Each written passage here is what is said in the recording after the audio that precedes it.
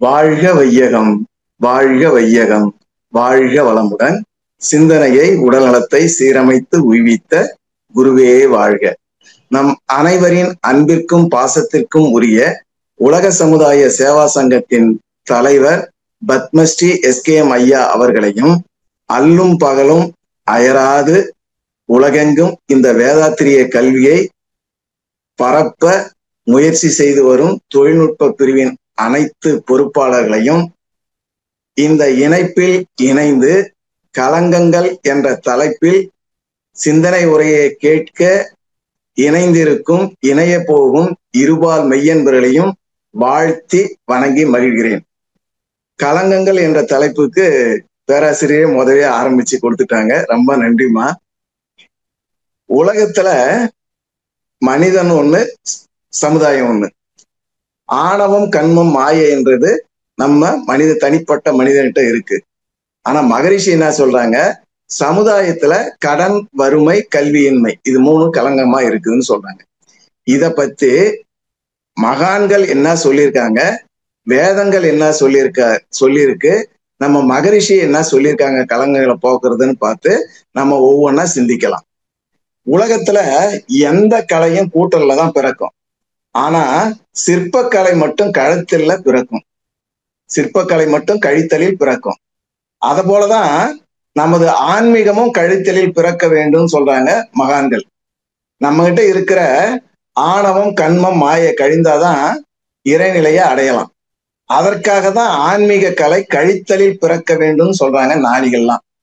நம்மிடத்துல என்ன களங்கங்கள் என்பதை கண்டுபிடித்து படிப்படியாக அவற்றை மாற்றி நம்மை திருத்தி கொண்டு உயர்ந்த நிலையை அடையணும்.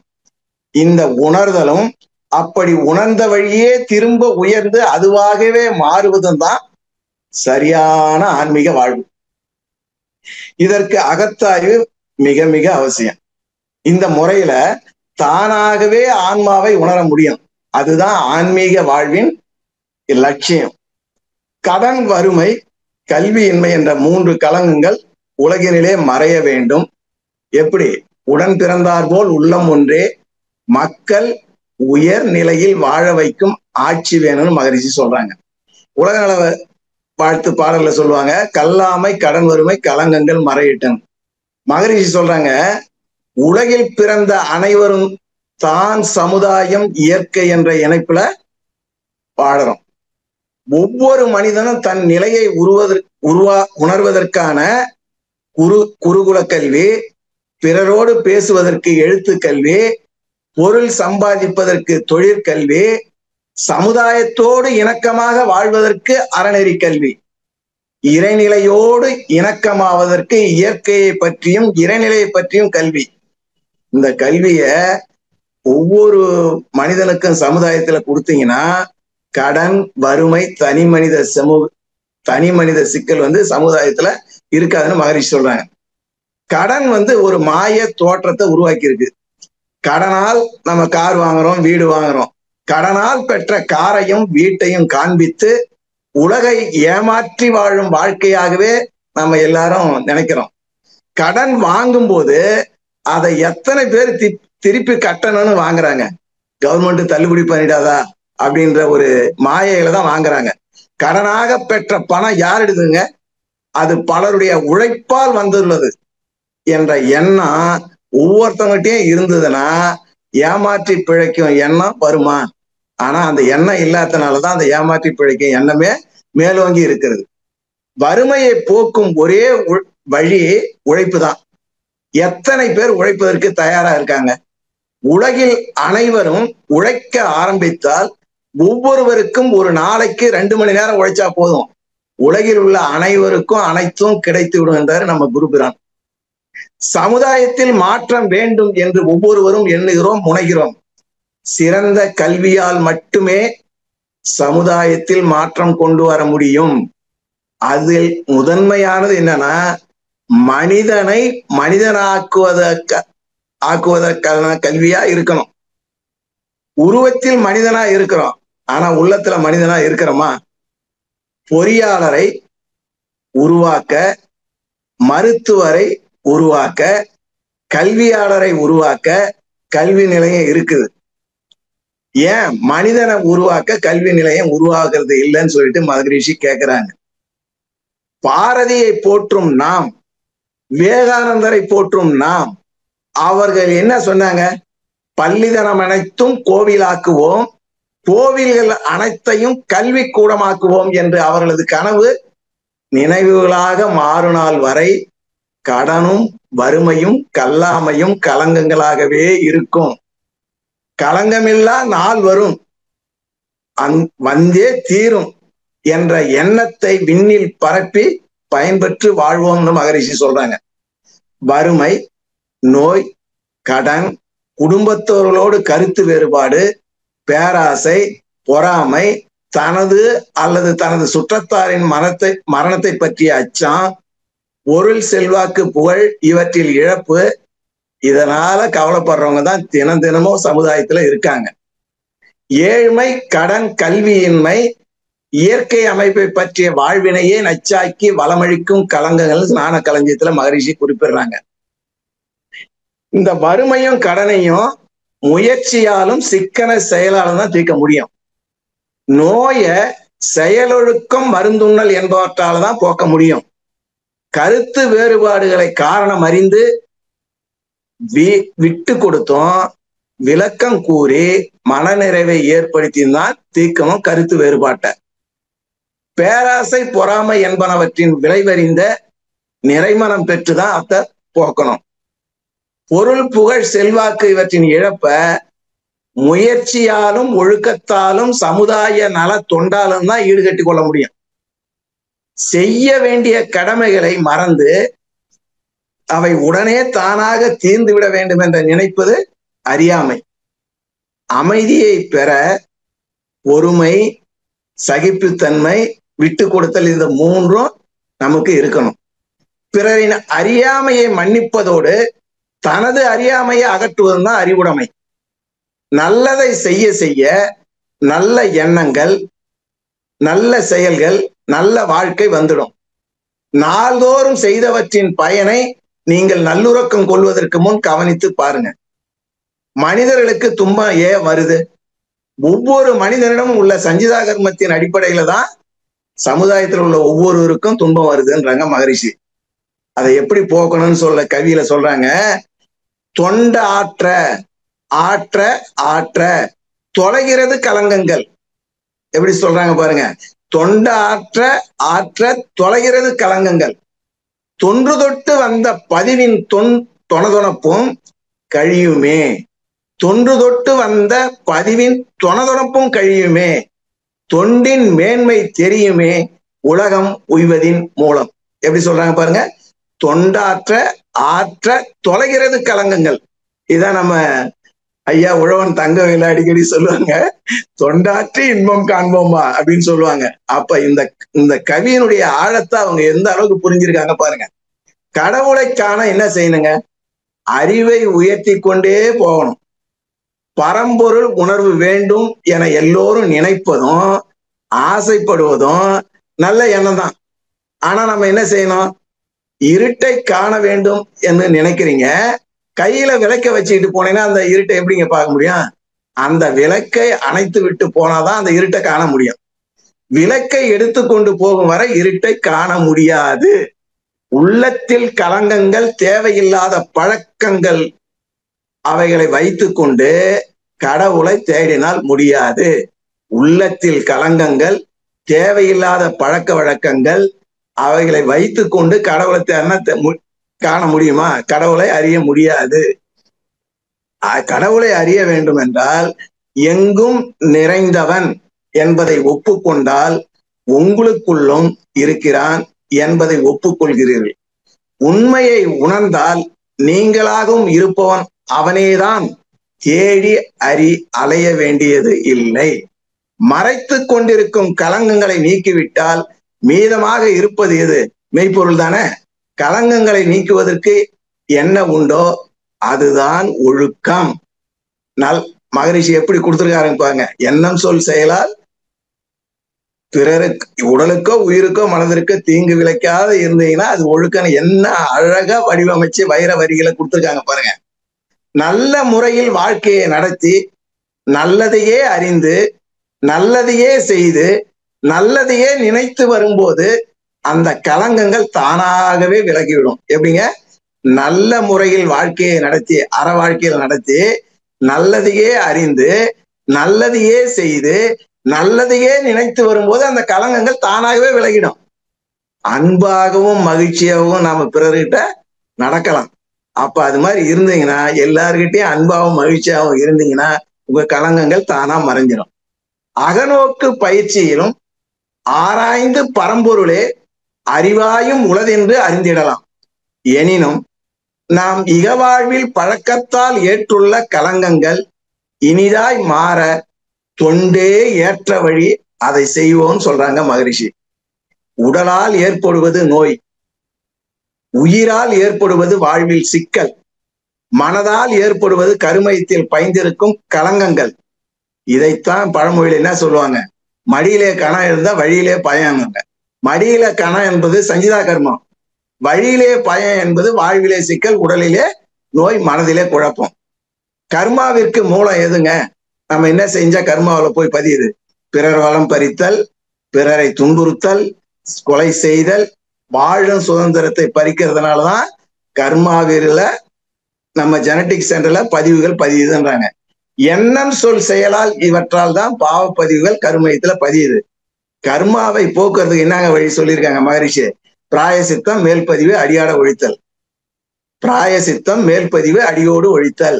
செயல் என்பது மனிதனுடையது, அதற்கான விளைவை தருவது இறைவனுடையது. அதுதான் இயேசுபிரான் சொல்றாரு, விதைப்பதற்கு மட்டுமே உனக்கு உரிமை உண்டு, அறுவடை செய்வதற்கு உனக்கு உரிமை இல்லைன்னு சொல்றாங்க.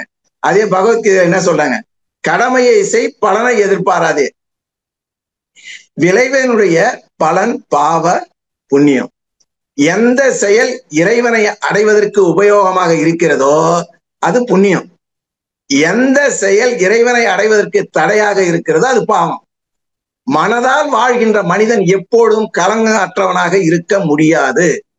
களங்கம் இன்மையால் மட்டுமே, களங்கம் இல்லாம இருந்தாதான் இருக்கணும். அதுதான் தெய்வீகத்தை நோக்கி போக முடியும்னு சொல்லிட்டு ஓஷோ சொல்றாரு. களங்க இன்மையால் மட்டுமே தெய்வீகம் இறங்கி வரும், அல்லது தெய்வீகம் நோக்கி நீங்கள் உயர்ந்து செல்வீர்கள். களங்கமின்மையே வழின்னு ஓஷோ சொல்றார். கண்ணதாசன் அழகா ஒரு பாடல சொல்லுவார் இல்லைங்களா? எல்லாரும் எல்லாமும் பெற வேண்டும், இங்கு இல்லாமை இல்லாத நிலை வேண்டும், வல்லான் பொருள் குவிக்கும் தனி உடைமை நீங்கி வர வேண்டும் திருநாட்டில் பொது உடைமை. எல்லோரும் எல்லாமும் பெற வேண்டும், இங்கு இல்லாம இல்லாத நிலை வேண்டும். அதுதானே மகரிஷி உலக அமைதிக்கு பாடுபடுறாங்க. இதே அபிராமி அந்தாதியில ஒரு கவிதை சொல்றாங்க, கடன் தீர இல்லாமை சொல்லி ஒருவர் தம்பால் சென்று இழிவுபட்டு நில்லாமை நெஞ்சில் நினைவுவிரேல் நித்தம் நீடுதவம், கல்லாமை கற்ற கயவர் தம்பால் ஒரு காலத்திலும் செல்லாமை வைத்த திரிபுரை பாதங்கள் சேர்மின்களே. நீ கல்லாமைய வச்சுக்கிட்டு களங்கங்களை வச்சுக்கிட்டு நீ ஒருபோதும் நீ இறைவனை அறிய முடியாதுன்றதுதான் அபிராமியில அவங்க சொல்றாங்க. இன்னொரு சினிமா பாடல சொல்றாங்க, வறுமை நிலைக்கு பயந்து விடாதே, திறமை இருக்கு மறந்து விடாதே. அதே வள்ளுவர் என்ன சொல்றாருங்க? நுண்மான் நுழைபுலம் இல்லான் எழிநலம் மண்பான் புனைப்பாவை. நுண்ணிய சிறந்த பல நூல்களிலும் நுழைந்து அறிவு இல்லாதவனின் உடல் வளர்ச்சியும் அழகும் மண்ணால சிறப்பா செய்யப்பட்ட பொம்மைக்கு அர்த்தம் தான். நீங்க படிக்கக்கூடிய கல்வி இறைநிலையை நோக்கி செல்றதுக்கு பயன்படலனா மண்ணால செய்த குதிரை பொம்மை மாதிரிதான் சொல்றாங்க. அவசியமான பொருள்களின் உற்பத்தியை விட அவசியமற்ற பொருள்களின் உற்பத்தியை அதிகரிக்க அதிகரிக்க மனித வாழ்வில் சிக்கல்களும் வறுமையும் வரும்னு சொல்லி மகரிஷி சொல்றாங்க. விவேகானந்தர் ஞான ஒளி என்பதற்கு விவேகானந்தர் எளிமையா ஒரு உதாரணம் சொல்லியிருக்காங்க. ஒரு இருட்டா இருக்கிற அறையில ஒரு சின்ன விளக்கை ஏற்றி வைத்தாலே அந்த இருள் மறைஞ்சிடும். அதுபோல தக்க குருவின் மூலம் அறிவை அறிந்து அதில் தெளிவு அடைவதுதான் ஞானம். அதே மகரிஷி சொல்றாங்க, உனக்கும் நல்லதாய் ஊருக்கும் நல்லதாய் நினைப்பதும் செய்வதும் நித்திய கடன் சொல்றாங்க. அப்ப இந்த நிலை வர்றதுக்கு என்ன செய்யணுங்க? நம்ம மகரிஷி கொடுத்த பயிற்சியை செய்து அற வாழ்க்கையில வாழ்ந்து அற வாழ்க்கையில நீங்க செல்வத்தை சம்பாதிச்சு உங்களுக்கு நேரம் கிடைக்கும் போதெல்லாம் தொண்டாற்றி இன்பம் கண்டீங்கன்னா உனக்கும் நல்லதாய் ஊருக்கும் நல்லதாய் நினைப்பதும் செய்வதும் நித்திய கடன். உணர்வும் மனமும் எப்பொழுதும் இனிமையா இருந்தா உங்க எண்ணம் செல்லு செயல் இனிமையா இருக்கும். திணை விதைத்தவன் திணை அறுப்பான், வினை விதைத்தவன் வினை அறுப்பான். லா ஆஃப் கர்மா. எதை விதைக்கிறாயோ அதை தான் நீ அறுவடை செய்ய முடியும். விதைத்தது ஒரு மடங்கு, அதனால் கிடைக்கக்கூடிய பலன் பன்மடங்கு. விதைக்கின்ற விதையினை பொறுத்து அதனுடைய பலன் கிடைக்கக்கூடிய காலம் மாறுபடும். அரசன் அன்று கொள்வான், தெய்வம் நின்று கொள்ளும். சிந்திப்பதும் உணர்வதும் விதைன்னு எடுத்துக்கிட்டீங்கன்னா பேசுவதும் செயலும் பழங்கள் என்று பலனை கொடுக்கும். பிறர் கேட்டு கொடுப்பவன் மனிதன், பிறர் கேட்டும் கொடுக்காதவன் பெரிய மனிதன். கேட்காமலே கொடுக்கிறது தான் இறைவன். நாம் இறந்தால் நம்மோடு வருவது நாம் சேர்த்து வைத்திருக்கின்ற பொருளோ உறவு முறையோ இல்லைங்க, நாம் கருமையத்தில் சேர்த்து வைத்த புண்ணிய பதிவுகள் தான் நம்மோட வரும். அதை வாழுகின்ற காலங்களில் அதிகமா சேர்த்து வைங்க தொண்டாற்றி. ஆணவம் கண்மம் மாயை கொண்டதுதான் ஒரு வாழ்வு. எதுவும் நிரந்தரம் இல்லைங்க, நிச்சயமும் இல்லை. அப்ப வாழ்கின்ற வாழ்வில் மற்றவர்களுக்கு பயனுள்ள வாழ்வாக யாருக்கும் கெடுதல் செய்யாமல் வாழ்ந்துட்டு போலாமே. ஆன்மீக நோக்கில உடல் நலத்தை அவசியத்தை ஆராய்ஞ்சிங்கன்னா இதுவரை மனிதனிடம் ஏற்பட்டுள்ள கலங்கங்கள் நீங்கினால்தான் நீங்க வீடு பேறு அடைய முடியும். பாவப்பதி எப்படி போவோம்? ஒரு உடலை எடுத்துக்கிட்டீங்கன்னா அந்த பாவப்பதிவுகள் துன்பமாக அனுபவமாகி நீங்கும்.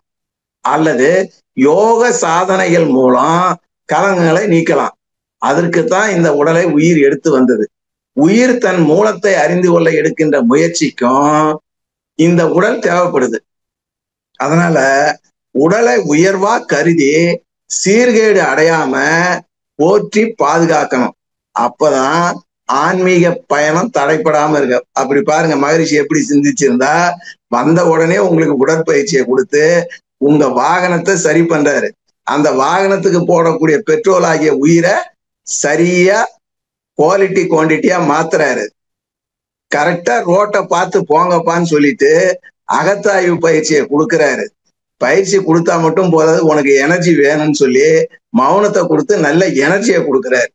உயிர் உய்ய வேண்டும், அறிவிற்கு முழுமை கிட்ட வேண்டும், வீடு பேர் வேணும். இதை ஒரு பயணமா பார்த்தீங்கன்னா அந்த பயணத்திற்கு உடல் தான் வாகனம். இந்த வாகனத்தை பேணி பார்த்தா தான் பாதுகாத்தால்தான் இந்த ஆன்மீக பயணத்தை வெற்றியோட போக முடியும். மனிதனிடம் ஏற்பட்டுள்ள கலங்கங்கள் பாவப்பதிகள் நீங்கினால்தான் உயிருக்கு வீடு பேறு.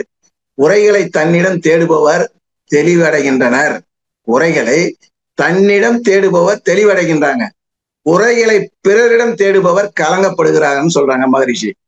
இறையாற்றலின் தன்மைகளையும் சிறப்புகளையும் அறியாமலோ அலட்சியம் செய்தோ உணர்ச்சி வயப்பட்டோ தன்முனைப்பு கொண்டோ அளவு மீறியும் முறை மாறியும் மன ஆற்றல் செயல் புரியும் போது அந்த செயலுக்கு ஏற்ப துல்லியமான விளைவுதான் துன்பம், பொருளிழப்பு, ஏழ்மை, நோய்கள், உயிரிழப்பு, அகால மரணம்.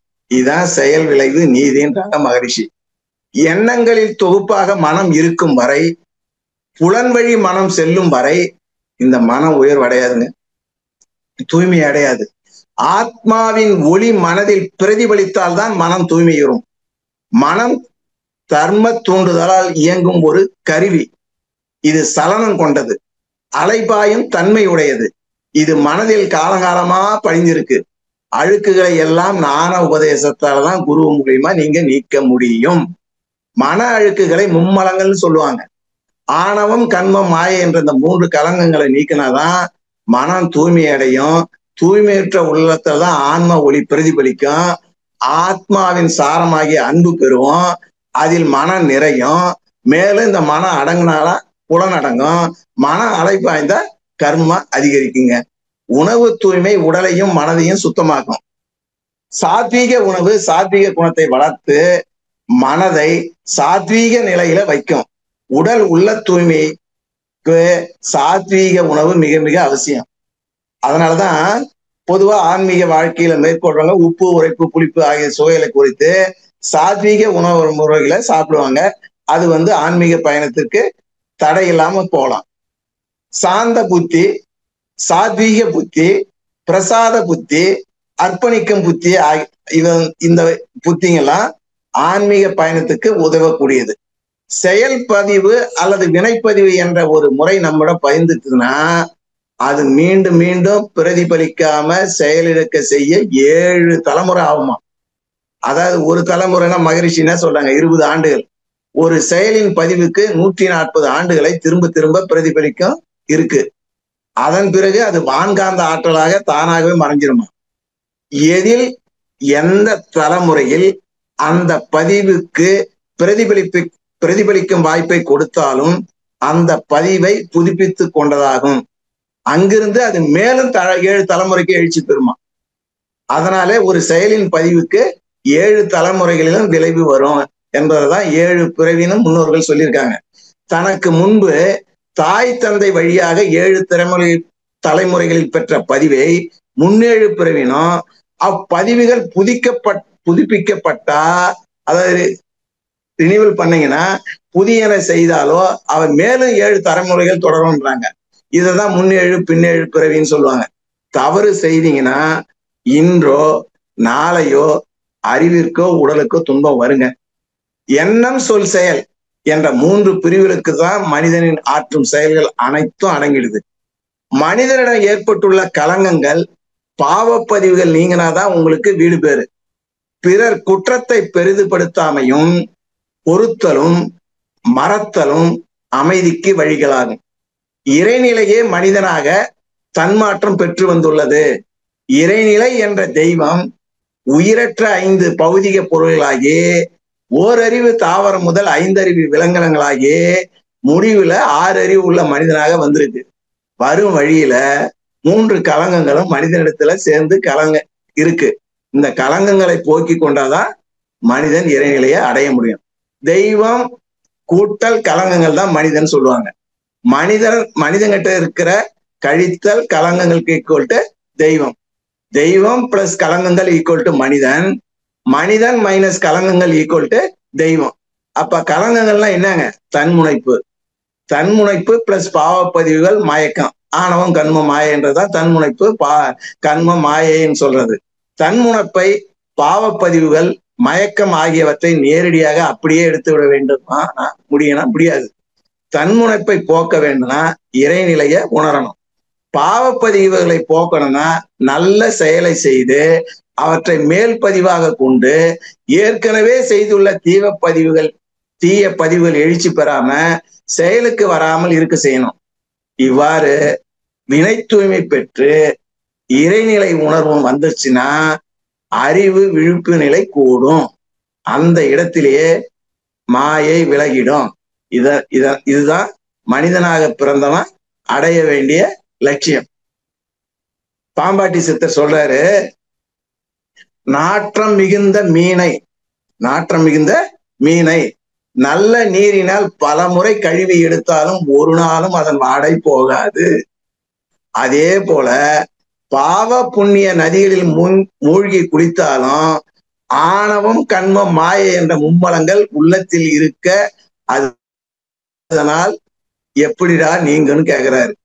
அதே மகரிஷி சொல்றாங்க, முன்னோர்கள் செய்த வினைப்பதிவு வித்தில் உண்டு, மூளையிலே உன் செயலில் பதிவனைத்தும் உண்டு, பின்னே நீ செயல் வினைக்கு புலனைந்தும் இயக்கி பெற்ற பழக்க பதிவு உண்டு. இம்மூன்றும் உன்னை நீ உள்ளுணரும் அகத்தவத்தை ஆற்றி ஒவ்வொன்றாய் வழிப்பதிவை அகற்றி வர வேண்டும். தன்னில் பதிவான வினைப்பதிவுகளை மாற்ற தணிக்க பொருள் செல்வாக்கு பயனாகாதுன்னு சொல்றார்.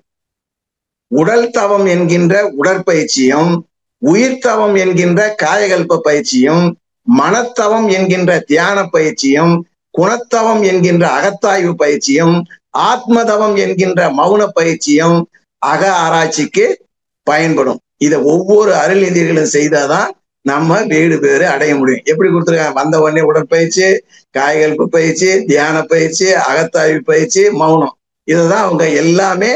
உடற்பயிற்சியும் ஒரு தவம் தான், காயகல்பமும் ஒரு தவம் தான், தியானம் 9 தவங்களும் ஒரு மனத்தவம் தான், அகத்தாய்வும் குணநலப்பேருக்கு அடையுது. டைம் கிடைக்கும் பொழுது மகரிஷி வடிவமைத்து கொடுத்த அந்த மௌனத்தை பண்ணும்போது நமக்கு பலம் கிடைக்குது. தன்னிடம் உள்ள குறைகளை போக்கிக் கொண்டு பிறருக்கு நன்மையே செய்யும் அறவழி வாழ உதவுவதுதான் அகத்தாய்வு. நம்முடைய பார்வை 2 பார்வைங்க, வெளிப்பார்வை மற்றும் உள்பார்வைன்னு சொல்லுவாங்க. நம்முடைய கண்கள் மூலம் பார்ப்பது வெளிப்பார்வை. இங்கு மற்றவர்களுடைய செயல்பாடுகள் நமக்கு தெரியும். அகப்பார்வை மூலம் தன்னையே உள்நோக்கி அறிவால் ஆராய்ந்து தன்னிடம் அமைந்துள்ள தவறுகள், சிறப்பு அம்சங்கள் மற்றும் உணர்ச்சி வயப்பட்ட குணங்களால் உயிர்கொலை, உடல் பறித்தல், பிறர் சுதந்திரம் பறித்தல், அந்த குற்றத்தை திரும்ப திரும்ப செய்யறோம். இது கருமையத்துல பதிவா பதிஞ்சிடுது. அறிவின் விளக்கம் பெற்று இந்த பதிவுகளால் தவறாக இயங்கும் உடல் செல்களின் செயல்களை திருத்தி தான் அதை மாத்தணும். இந்த நோக்கத்தோடு தான் மன இயக்கத்தை சீர் செய்து செயல்களை திருத்தி அறிவை உயர்த்தி அதன் மூலம் வேண்டாதவர்களை உளவியல் அறிவின் முறையில் மாற்றி அமைப்பதற்கான பயிற்சி தான் அகத்தாவ பயிற்சி. அகம் பிளஸ் ஆய்வு அகத்தாய்வுன்னு சொல்லுவீங்க. அகம் என்பது அனைத்து எண்ணங்களையும் பதிவு செய்து இருப்பாக வைத்துள்ள கருமையத்தை குறிக்கும். ஆய்வு என்பது பயிற்சி. அகத்தாய்வின் நோக்கம் அகம் என்ற கருமையத்துள்ள கலங்களை போக்குறது தான். இறைநிலையை அடைவதற்கு தடையாக இருப்பது நம்ம கிட்ட இருக்கிற மும்மலங்கள் தான்.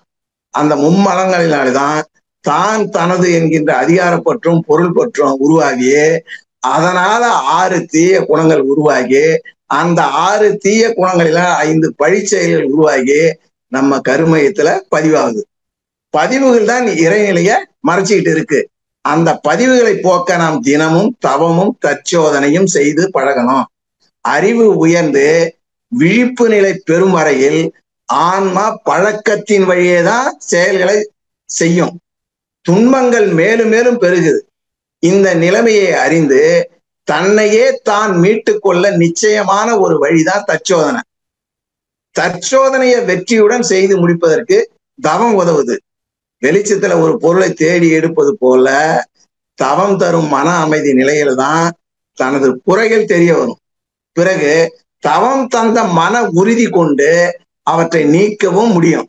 அதுபோல தற்சோதனையால் தூய்மை அடைஞ்சிட்டீங்கன்னா தவம் எளிதாகவும் சிறப்பாகவும் அமையும். விளைவறிந்து நலம் உணர்ந்து நல்ல நாட்டத்தோடு எண்ணம் சொல் செயல்களை பயன்படுத்தும் கலைதான் தற்சோதனை. மௌன நோன்பில் மனமடங்கி தற்சோதனையில் ஈடுபடும் பொழுது மும்மலங்களும் கரைந்து இறைத்தன்மை இயல்பாகி ஆன்மீக அறிவு ஓங்கி வாழ்வில் அமைதியும் தெளிவும் இனிமையும் விளையும். அகத்தாய்வுக்கு மௌனமே சிறந்தது. Introspection is divine journey towards purity of மைண்ட்னு சொல்லுவாங்க. அகத்தாய்வு என்பது மன தூய்மையை நாடி செல்லும் ஒரு தெய்வீக பயணம் சொல்றாங்க மகரிஷி. நம் செயலில மாற்றம் வந்தால் பதிவுகள் மாற்றம் அடையும். பதிவுகளை தணிக்கை செய்ய சுய கட்டுப்பாடு தேவை. அதற்கு அகத்தாய்வு மிக மிக அவசியம். எனக்கு அமைதியும் மகிழ்ச்சியும் அமைய எந்த பதிவையும் நான் மாற்றுவேன் என்ற தைரியமும் சுய கட்டுப்பாடும் இருந்தா குடும்பத்திலும் உறவினர்களிடத்திலும் சமூகத்திலும் நண்பர்களிடத்திலும் நாம் எப்போதும் அமைதியா இருக்காங்க. இதுதான் திருவருட்செல்வர்ல கண்ணதாசன் பாடல் சொல்லுவாரு.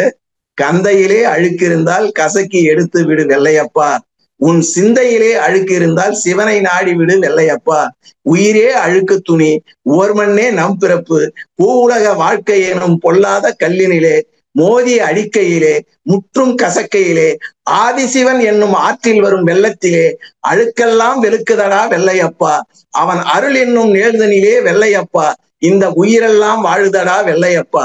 பஞ்சிலே நூலை வைத்தான், நூலிலே ஆடை வைத்தான், ஆடையிலே மானம் வைத்தான், அந்த மானத்திலே உயிரை வைத்தான் வெள்ளையப்பா.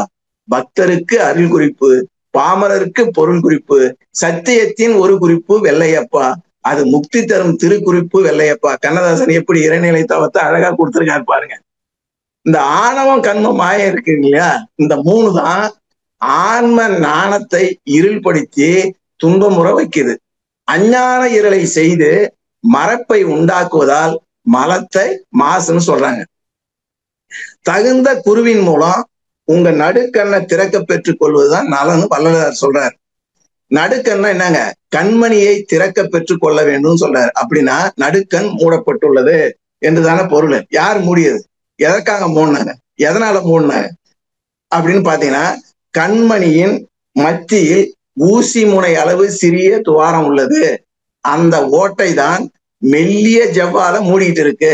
உள்ளே ஊசி முனை துவாரத்தின் உள்ளே ஊசி முனை அளவு ஒளி நம் ஆத்ம ஜோதியாக விளங்குது. ஓட்டையை மறைத்து கொண்டிருக்கும் மெல்லிய ஜவ்வு தான் நம்முடைய மும்மலங்கள் அப்படின்னு வள்ளல் பெருமான் சொல்றாரு. அந்த மறைச்சிருக்கிறது தான் அவங்க திரை, 7 திரைன்னு சொல்றாங்க. நம்முடைய ஆன்மாவை மாயா திரைகள் என்னும் அஞ்ஞான திரைகள், அறியாமை என்னும் திரைகள் மறைத்து கொண்டு உள்ளது.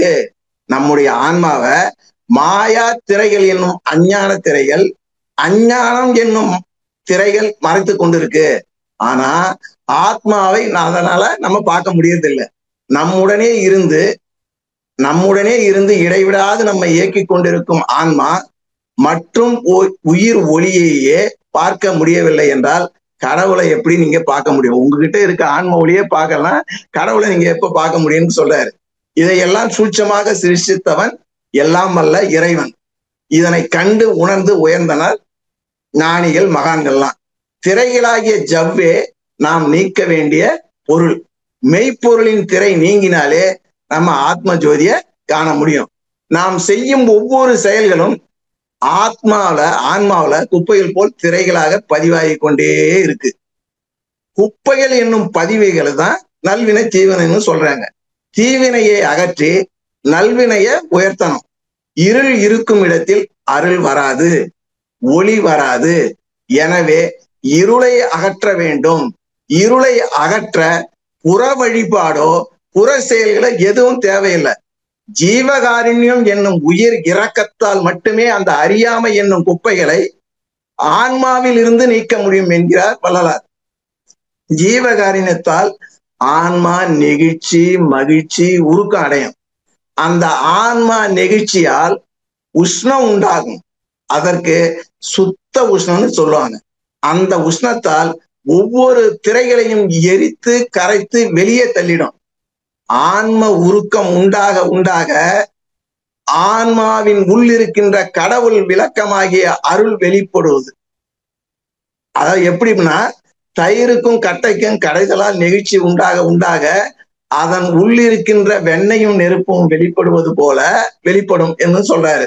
அதே போல ஆன்மாவும் பரமாத்மாவும் ஒன்றுடன் ஒன்று தொடர்பு கொள்ள வெண்ணையும் நெருப்பும் வெளிப்படவே அவற்றின் உண்மைத்தன்மை அனுபவமாகி பூரணமாவது போல கடவுள் இன்பம் பூரணமாகும். ஜீவர்களுக்கு ஜீவர் விஷயமாக ஆன்ம உருக்கம் எப்போது வெளிப்படுனா, பசி, கொலை, பிணி, ஆபத்து, தாகம், பயம், இன்மை, இச்சை இவைகளால் தான் ஜீவர்கள் துன்பப்படும் போது, அந்த துன்பத்தை அனுபவிக்க கண்ட போதும் கேட்ட போதும் அறிந்த போதும் அந்த துன்பத்தை போக்குகின்ற போதுதான் ஆன்மாவை மறைத்து கொண்டு குவிந்திருக்கும் குப்பைகளை அகற்ற முடியும்னு சொல்றார். இதுதானே, நான் எனது வாழ்நாளில் யாருடைய உடலுக்கும் மனதிற்கும் துன்பம் தரமாட்டேன், துன்பப்படுவோருக்கு என்னால் முடிந்த உதவிகளை செய்வேன், 2 ஒழுக்க பண்பு எல்லாம் மகான் கொடுத்திருக்காங்க. திரைகளை நீக்குவது எங்கனம்? உலக உயிர்களின் மேல் அன்பு, தயவு, கருணை கொண்டு ஆன்மநேய உரிமை கொண்டு துன்பத்தை போக்கணும். அப்படி போக்கினா மட்டுமே ஆன்மாவை மறைத்து கொண்டிருக்கும் திரைகளை நீக்க முடியும். வேற எந்த வழியாக ஆன்மாவை மறைத்து கொண்டிருக்கும் திரைகளை நீக்க முடியாது. உயர்ந்த அறிவு படைத்த மனிதனாக பிறந்த ஒவ்வொருவரும் இறைவனால் படைத்த உயிர்களுக்கு எந்த வகையிலும் துன்பம் செய்யாமல் உயிர் இரக்கத்தோடு வாழணும். இறைவனிடத்தில் இடைவிடாது அன்பு செலுத்தணும். உயிர்களுக்கு உபகாரம் செய்வது ஜீவகாருண்யம், கடவுளின் அன்பு செலுத்துவது சத்விசாரம் சொல்றாங்க. உயிர் இரக்கமும் அன்பும் ஆன்மாவில் பதிவாகி பூரணமாகணும். அந்த பூரணத்துக்கு தான் கருணைன்னு பேரு. ஆன்மாவில் கருணை நிறைகின்ற போது இறைவன் கருணை காட்டுவார். ஜீவகாருண்யத்தால் ஆன்மாவில் குவிந்திருக்கும் குப்பைகளை அகற்றினால் மோட்ச வீட்டின் திறவுகோல் பெறலாம். சத்விசாரத்தால் கோட்டைக்குள் சென்று இறை அருளை பெற்று பஞ்சபூத ஊன உடம்பை ஒளி உடம்பாக மாற்றி மரணத்தை வென்று பேரின்ப சித்தி பெருவாழ்வு வாழலான்னு சொல்றாங்க. இந்த 2 வழியான ஒழுக்கங்களை கடைபிடித்தால் ஆன்மாவை மறைத்து கொண்டிருக்கும் திரைகள் விலகி அருட்பெருஞ்சோதி உண்மை கடவுளை காணலாம்னு சொன்னதுதான் அவரு சீடரான மகரிஷி 2 ஒழுக்க பண்பாடா நமக்கு கொடுத்திருக்காங்க. அதே வள்ளலார் சொல்றாரு, துன்றுமல மாயை அற்று வெளிக்குள் வெளிகடந்து சும்மா இருக்கும் சுகம் இன்று வருமோ நாளைக்கு வருமோ என்று வருமோ அறியேன் அப்படின்னு பாடுறாரு. மெய்ப்பொருளை உயிராகி முனைப்பு நிலையில் ஆணவமாகிறது. அது உயிராய் செயல்படும் போது ஏற்படும் மகிழ்ச்சி தான் மாயை. உயிரே 5 புலன்களின் மூலம் செயலாற்றி பெரும் பதிவுகளே கண்மமாகும். எல்லாம் வல்ல மெய்ப்பொருளே மும்மலங்களாகிய ஆணவமாகவும் மாயையாகவும் கண்மமாகவும் விரிந்திருக்கிறது. மும்மலங்களிலிருந்து விடுபட்ட இறை உணர்வை பெறலான்னு சொல்லிட்டு மகரிஷி சொல்றாங்க. ஆணவம்னா என்னங்க? ஆணவம் என்பது நெல்லின் உமி போன்றது. உயிர்களிடம் உள்ள நான் என்னும் எண்ணமே ஆணவம். உயிர்களிடத்துல தான் தனதுன்னு சொல்றாங்க இல்லைங்களா, ஆணவம். ஆணவம் என்பது தான் மேலோன் மற்றவெல்லாம் கீழோன் என்று நினைக்கும் அறியாம. இதற்கு காரணம் எல்லோரும் பிரம்மத்தின் குழந்தைகளை என்ற உண்மையை உணராமல் இருப்பதுதான். பரம்பொருளுக்கும் தனக்கும் உள்ள உறவை உள்ளபடி உணர்ந்து கொள்ளாமதான் அதுக்கு காரணம். மலங்களுள் முதன்மையானது ஆணவ மலங்க. இதனால இத மூல மலன்னு சொல்லுவாங்க. தமிழ் நூல்களில் இதை இருள்னு சொல்லுவாங்க. ஆணவம் 2 வகைகளில் உயிர்களை பாதிக்குது. ஒண்ணு, உயிரின் அறிவை முற்றாக மறைக்குது. 2வது, அவற்றின் அறிவை கீழ்நிலைக்கு கொண்டு செல்கிறது. உயிர்கள் உண்மையையும் பொய்யையும் பகுத்துணராது மயங்கும் நிலைக்கு காரணம் இதுதான் சொல்லிட்டு. கண்மம்னா என்னங்க? கண்மம்னா நெல்லின் முளை போன்றது. உயிரால் செய்யப்படும் செயல்களை குறிப்பது கண்மம். தேவை, பழக்கம், சூழ்நிலை, பிறர் மனம் உந்துதல், இயற்கை பரிணாம வளர்ச்சி, இதை காரணமாக எழும் புலன்கவர்ச்சி உணர்வால் தனக்கும் பிறருக்கும் துன்பத்தை தரும் செயல்களை செய்வதன் மூலம் ஏற்படும் பதிவுகளின் விளைவுதான் கண்மம். கண்மம் என்பது அவரவர் செய்யும் விளைவுகளின் பயன்தான். இதனை வினை என்றும் சொல்லுவாங்க. செய்யும் வினை நல்வினையானாலும் தீவினையானாலும் அவற்றிற்குரிய பலனை அவற்றை செய்யும் உயிர்கள் அடைந்தே தீரணும். இதனால இந்த பலன்களை நுகர்வதற்காக உயிர்கள் மீண்டும் மீண்டும் பிறப்பெடுக்குது. உயிர்கள் மீண்டும் மீண்டும் பிறக்கும் போது அவைகளுக்குரிய பலன்களை இறைவன் அவற்றிடம் சேர்க்கிறான் என்கிறது சைவ சித்தாந்தம். வினைகளிலும் 3 வகை உண்டுங்க. என்னது? பழவினை, அதான் சஞ்சிதா கர்மம்னு சொல்றீங்க. நுகர்வினை, பிராப்த கர்மம். ஏறு வினை, ஆகாமியம். பழவினை என்பது முன்னைய பிறவிகளில் செய்த வினைகளுக்கான பலன். நுகர்வினை என்ற பிராப்த கர்மம் அந்த பிறவிலே சேர்த்து கொண்ட வினை. ஏறு வினைனா வினைப்பயனை அனுபவிக்கும் போது உருவாகும் வினைப்பயன் சொல்றாங்க சைவ சித்தாந்தத்துல. மாயை அப்படின்னா, மாயை என்பது நெல்லினுடைய தவிடு போன்றது. ஒரு சிறு விதை எவ்வாறு பெரும் மரங்களை உருவாவதற்கு காரணமாக அமைகின்றதோ அது போலவே மிக நுண்ணிய இந்த மாயையும் பெரு அண்டத்தின் உற்பத்திக்கு காரணமா அமையுது. சூரியன் இல்லாத இருட்டில் வழிகாட்டும் சிறிய விளக்கின் ஜுவாலையை இதற்கு ஓமமா சொல்லலாம்னு சொல்றாங்க சைவ சித்தாந்தத்துல. எண்ணமும் செயலும் இணைவதால் ஏற்படும் ஆபாசமே மாயை. இந்த மாயையால் தான் நமக்கு பிறவி தொடருது. நாம் தொடர்பு கொள்ளும் புறப்பொருள்களில் தான் இன்பம் இருக்கிறதுன்னு நினைச்சு அவங்க கிட்ட பாசம் பற்று கொண்டு இருக்கிறது தான் மாயை. மாயை என்பது உயிர்களின் நுகர்ச்சிக்கு தேவையானவற்றை படைத்து கொடுப்பதற்காக உள்ளது. உடல், உலகு மற்றும் உலகில் காணும் எல்லா பொருட்களையுமே மாயை கொண்டுதான் இறைவன் படைக்கிறாரு.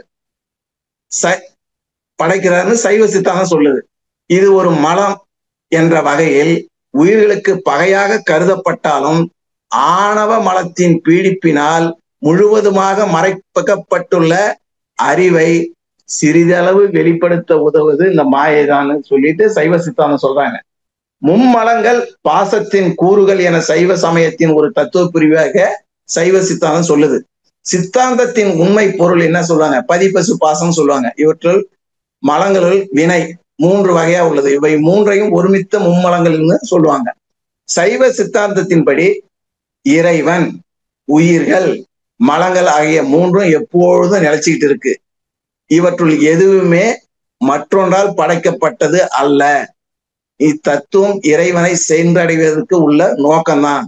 ஆயினும் குறையுள்ள அறிவு கொண்ட உயிர்கள் இறைவனை சேர விடாமல் உயிர்களின் அறிவை அறிவற்ற சடப்பொருள்களான மலங்கள் மறைச்சிக்கிட்டு இருக்கு.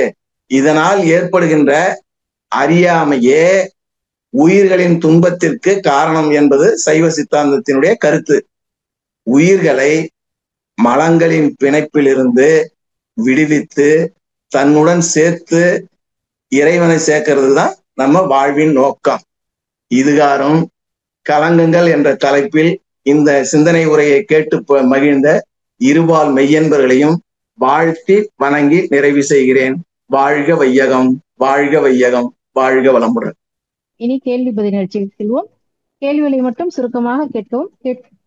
கேள்வி கேட்கும் நண்பர்கள் தங்களுடைய கைகளை தாங்களே உயர்த்தும் போது அவருக்கான வாய்ப்பு வழங்கப்படுவதை அன்போடு தெரிவித்துக் கொண்டு, முதலாவது அன்பராக கிருபாநிதி அம்மா, உங்களுக்கு அன்மைட் கொடுத்தாச்சுமா, நீங்க பேசலாம்.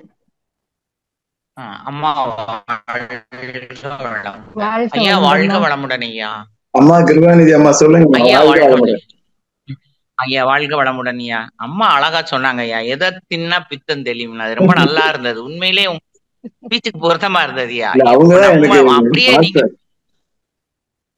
இல்லையா, அவங்க நீங்க பேசையிலே ஒரு அகத்தாய்வு பண்ணி பார்த்தா இதுல எல்லாம் நம்ம மாறிட்டோமா அப்படின்னு ஒரு கேள்விக்குரியதான். நம்ம வாழ்க்கையில முழுமை அடைஞ்சிட்டோம் அப்படின்லாம் யார் இருக்காங்களோ இல்லையோ, என்னைய பொறுத்த வரைக்கும் சொல்றேன் ஐயா. ரொம்ப அழகா கண்ணதாசன், வள்ளலார், ஓஷோ எல்லாத்தையும் சொன்னீங்க. நீங்க தலைப்பா ஆரம்பிக்கையிலையா மனிதன் சமுதாயம் அப்படிதான் ஆரம்பிச்சீங்க. அது ரொம்ப சிறப்பு. ஆனா ஐயா, மனிதன் தான் சமுதாயம், சமுதாயம் தான் மனிதன். இப்ப இந்த மனிதர்களுடைய பல வகைப்பட்ட குணமனம் தான் சமுதாயம். இந்த சமுதாயம் நினைச்சாத்தானே அந்த மனிதர்கள், இப்ப மனவளக்கலையில் இருக்க அன்பர்கள், நம்ம மகிழ்ச்சி, நீங்க எல்லாம் உங்களை போல பெரிய பேராசிரியர்கள் பேசி நாங்க ஓரளவாவது எங்களால இந்த ஆணவம், கர்மம், மாயை, ஒரு தொண்டாற்று எண்ணம் இதெல்லாம் வருது. ஆனா இந்த சமுதாயம் முழுக்க முழுக்க மனிதரை நினைச்சாத்தானே ஐயா இது சீர்படும். இப்ப நீங்க சொல்ற இதெல்லாம் நம்ம என்ஜாய் பண்ண முடியும். நம்ம நாடு இல்ல, உலகம் மாறிடுச்சு அப்படின்னு நம்ம நினைக்க முடியும். இந்த சமுதாயத்துக்கு மனிதனுக்குள்ள வேறுபாடு, ஒற்றுமையா இருந்தாலும் வேறுபாடு நிறைய இருக்கும் அப்படின்னு தோணுச்சுயா எனக்கு நீங்க பேசல. ஒண்ணு. ரெண்டாவது, புத்தி 4 சொன்னீங்க ஐயா, சாந்த புத்தி. அந்த புத்தியுடைய விளக்கம் கொஞ்சம் சொன்னீங்கன்னா நல்லா இருக்கும் எல்லாருக்குமே. நன்றி ஐயா. சரி, இதுதான் மகரிஷி என்ன சொன்னாங்கம்மா, கல்வி அப்படின்னு சொல்றத என்ன சொல்லியிருக்காங்க, குருகுல கல்வி சுத்தமா போயிடுது. இப்ப நாங்கெல்லாம் பரிச்சப்ப சோசியல் கிளாஸ்ன்னு 1 hour இருக்கும். மற்ற பீரியடுக்கு இருக்காங்களா இல்லையா, அந்த கிளாஸ்ல அதிகமா இருக்கும். அப்ப அந்த பண்பாட்டு கல்வியே இருந்தது. அதுக்கு முன்னாடி உள்ளவங்க குருகுல கல்வின்னு சொல்லிட்டு இருந்தது. அது சுத்தமா ஒழிஞ்சு போச்சு. பிறரோட பேசுறதுக்கு இன்னைக்கு பசங்களுக்கு நல்ல கல்வி பண்ணிக்கிறாங்க. பொருள் சம்பாதிக்கிறதுக்கு தொழில் கல்வி இருக்கு. சமுதாயத்தோட வாழக்கூடிய அந்த அறநெறி கல்வி, நான் சம்பாதிக்கக்கூடிய பணம் அறநெறியில நான் சம்பாதிக்கிறேனா அப்படின்னு நினைச்சீங்கன்னா, இன்னைக்கு உங்களுடைய பொருளாதாரத்தை எனக்கு என்ன தேவையோ அதை படைச்சிட்டு தான் இறைவன் படைக்கிறார். அதை சுரன்றவங்க யாரு? ஒண்ணு ஆன்மீகவாதிகள், இன்னொன்னு வணிகர்கள்னு சொல்றாங்க. அப்ப இது எனக்கு இன்னொருத்தவங்க பசியும் பட்டினியுமா இருக்காங்க, எனக்கு 3 தலைமுறைக்கு நான் சேர்த்து வைக்கணும்னு சேர்த்து வச்சுக்கிட்டு 5 தலைமுறை 10 தலைமுறைன்னு சேர்த்து வச்சீங்கன்னா, இங்க வறுமையில வாழறவங்க எப்படி வறுமை ஒழிய முடியும் சொல்லுங்க? அதுக்காக தான் அறநெறியோ கல்வியை கொடுக்கணும். இறைநிலைய எனக்கும் இயற்கைக்கும் என்ன இருக்குன்னு சொல்லிட்டு இயற்கையை பற்றியும் இறைநிலையை பற்றிய அறிவு அந்த கல்வி இல்லை.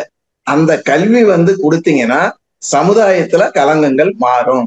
சமுதாயம் கலங்கங்கள் மாறணும், சமுதாயத்துல ஒரு அங்கம் தான் நானு.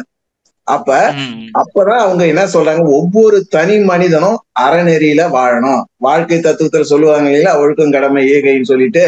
அந்த நிலையில மாந்தங்கன்னா சமுதாயம் யாரு? ஊனமுற்றோர், உழைக்க முடியாதவங்க, நோயுற்றவங்க, சீரார்கள், இவங்களை பார்க்கக்கூடியது யாரு? என்னுடைய கடமை இல்லையா? அததான் சொல்லுவாங்க. சமுதாயத்துல கடன் வறுமை எதனால வருது? சமுதாயத்துல கடன் வறுமை கல்லாமை எதனால வருது? அவங்களுக்கு கொடுக்க வேண்டியவங்க, செய்ய வேண்டியவங்க கைவிட்டதுனால தானே வருது. அத ஒவ்வொரு தனி மனிதன்கிட்ட இருந்தும் அமைதி தொடங்கணும்னு சொல்றதுக்காக தான் அவர் தனி மனித அமைதியிலிருந்து தான் உலக அமைதியை கொண்டு வரணும்னு சொன்னாங்க. அதுக்குதான் அறநெறி வாழ்க்கையை வாழ்ந்தோம்னா சமுதாயத்தில் உள்ள கடன்கள், வறுமை, கல்வியின்மைய நாம போக முடியும். அதனால சமுதாயத்துல போக்கணும் அப்படின்னா ஒவ்வொரு தனி மனிதனும் கலங்கத்தை அவன் தனக்கு மாத்தனாலே, ஒவ்வொரு தனி மனிதனும் மாத்த ஆரம்பிச்சாலே சமுதாயம் கடன் வறுமை கல்வியின்மை இல்லாம இருக்கும் இல்லையா? அதுதான் அவங்க சொன்னது.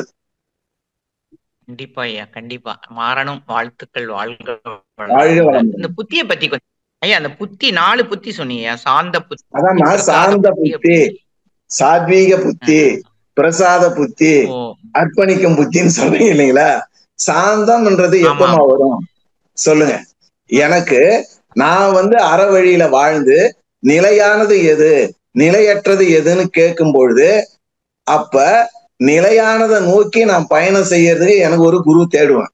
அந்த குரு சொல்லி கொடுத்த அந்த பயிற்சிய விடாமுயற்சியா தொடர்ச்சியா நம்பிக்கையோட தொடர்ச்சியா நான் செய்து வர வர வர வர ஆணவம் கண்மம் மாயைன்னு சொல்லாலும் சரி, அகங்காரம் மகங்காரம்னு சொல்றது கொஞ்சம் கொஞ்சமா கரையுமா இல்லையா? அப்ப என்கிட்ட அந்த கலங்கங்கள் கரையும் பொழுது என்கிட்ட நான் யாரு? பல நதிகள் கடல் நீர்ல சேர்ந்துனா கடல் நீர் ஆவது போல நான் யாரு? இறைவனுடைய தன்மை அன்பும் கருணையும் என்கிட்ட வரும் இல்லையா? நான் வேற, கிருபாநதி வேற இல்ல. கிருபாநதி கிட்ட இருக்கிறதும் இறைவன் தான், ஏழுமலை கிட்ட இருக்கிறதும் இறைவன். எப்ப நீக்க இணைச்சிங்களோ உங்ககிட்ட சாந்தம் வருமா இல்லையா? அதான் சாந்த புத்தி. சாத்வீக புத்தின்றது ஆன்மீக பயணத்தை தொடரவங்க என்னுடைய உணவாலதான் என்னுடைய குணநலங்கள்லாம் வருது. அப்ப ஆன்மீக பயணத்தை தொடங்கிறதுக்கு நான் சாத்வீகமான உணவை கொண்டு வரும்பொழுது என்னுடைய எண்ணம் சொல் செயல் சரியா இருக்குமா இல்லையா? அதான் சாத்வீக புத்தி. பிரசாத புத்தின்றது இப்ப மகரிஷி அவர்கிட்டயே வச்சு இல்லையே, 40 வருட காலம் தன்னையே ஒரு ஆய்வுக்கு எடுத்து தன்னையே அவரு ஆய்வு சரியாயி எனக்கு சரியான பிறகுதானே பிறருக்கு கொடுத்தாரு. கொடுக்கணும் இல்லையா? பிரசாதம் பிறர். அதுக்கு அடுத்து டோட்டல் சரண்டர், சரணாகதி, அதான் அர்ப்பணிக்கும் புத்தி. அப்ப எனக்கெல்லாம் ஒண்ணும் தெரியாது, நான் ஒரு இன்ஸ்ட்ருமெண்ட், நீ சொல்ற நான் செய்யறேன், என்னால ஆவது எதுவுமே கிடையாது என்ற நிலையில சுத்தமா நீங்க போய் சரணாகதி அடைஞ்சீங்கன்னா அதான் அர்ப்பணிக்கும் புத்தி. வேற என்னம்மா? யாரும் வேற ஒண்ணும் இல்லையா? ரொம்ப சிறப்புயா. வாழ்க வளமுடன். வாழ்க வளமுடன். இன்னொரு தடவை கேட்டோம்னா நன்றி ஐயா. அம்மா வாழ்க வளமுடன். அம்மா வாழ்க வளமுடன். வாழ்க வளமுடன். உங்க கேள்விக்கு அருமையான பதில் கிடைச்சிருக்குமா? ரொம்ப நன்றி. ரொம்ப சிறப்பு. வாழ்க வளமுடன். நன்றி. அடுத்த அன்பராக கவிதா கோவிந்தராஜன், நீங்க பேசலாமா? உங்களுக்கு அட்மிட் கொடுத்தாச்சு. எனக்கே அட்மிட் கொடுத்திருக்கீங்க, பாத்து கொடுங்க. வாழ்க வளமுடன். கிருபாநிதி. ஓகே. வாழ்க வளமுடன் ஐயா. வாழ்க வளமுடன். சொல்லுங்க சொல்லுங்க. ஆடியோ சரியில்லைம்மா, கொஞ்சம் சவுண்டா பேசுங்க. கவிதா கோவிந்தராஜன் அவர்களே கொஞ்சம் சவுண்டா பேசுங்க. ஆடியோ சிஸ்டத்தை பாருங்க. பிரேக் ஆகுதுமா உங்க வாய்ஸ். ஐயா கேக்குதுங்களா? கேக்குதுங்க, சொல்லுங்க. 7 தலைமுறைக்கு நம்ம செஞ்ச பாவங்கள் பதிவும் சொன்னீங்க. அப்ப வாரிசே இல்ல நமக்கு அடுத்தது அப்படின்னா எப்படி இல்லையா 7 தலைமுறைக்கு பாதிக்குங்களா? நல்ல கேள்விதான். இத பல முறை நான் சொல்லியிருக்கேன். இப்ப திருஞான சம்பந்தருக்கு எப்பமா இறைக்காட்சி கிடைச்சது? 10 வயசுல.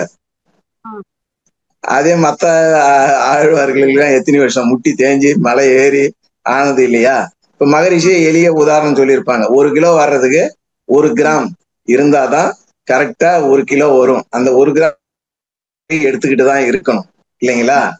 அப்ப என்னுடைய கருமையத்துல கொஞ்சம் பதிவு இருந்து அது கரையிற நிலையில இருக்கிற உள்ள தம்பதிகளுக்கு குழந்தைகள் இருக்காது.